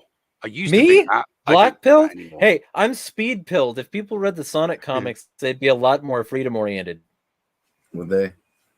Yeah, you gotta go fast. Go fast. Oh my god, my boy just messaged me. He talked to Leeson for 4 hours. I am so jealous right now. I'm just saying. Well, anyway, well, it's 11:30 where I am, gentlemen, and we have been streaming for 3 hours and 45 minutes. I think Yes, we have. I think we can say that we had a good discussion, can't we? Yeah. Yeah. Roll. Definitely. You should next time and Jay will tell you next time we need to throw some Star Wars in the conversation. Yeah. We will. No, actually, next time let's do Star Trek because Star Trek is a lot more communistic than Star Wars. Yeah. Well, Star Trek is also Federation. Well, and there's an actual interesting thing there because Star Trek isn't actually fully automated luxury space communism. They use Federation credits. All these people who think that it's a moneyless future are dumb and they don't know the actual lore. They use Federation credits anyway. It's still state capitalism. They use Federation credits and precious metals.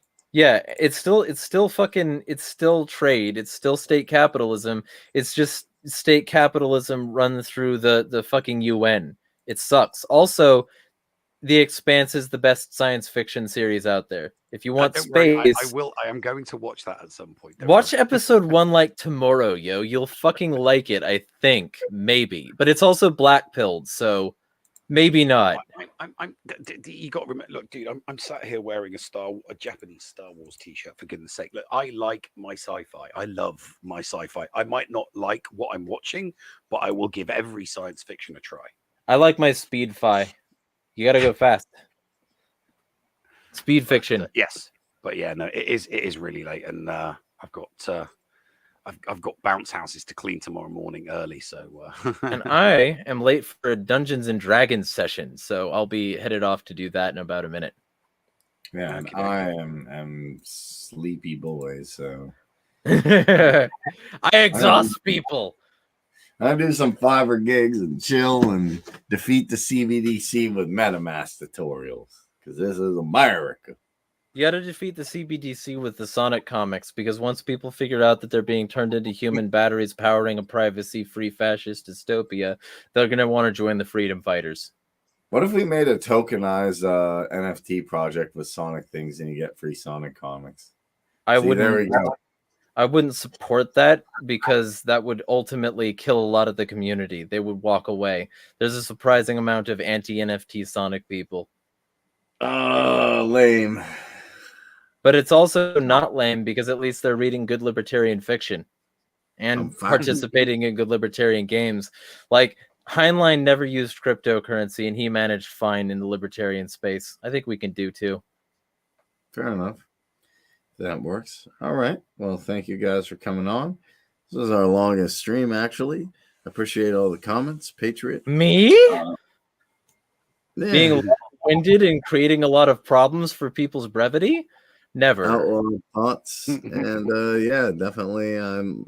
Also, I did not burn my bone broth. I just kind of stuck to the bottom of the pot a little. I needed this to be a sort of short stream in order to not have that happen, but that didn't end up happening. So yeah, sorry to inform you, that little bit that's stuck to the bottom is stuck to because it's burnt to the bottom. Well, all right, guys. But the rest of the soup should be fine. All right, but I think we're definitely none of it was blackened. None of it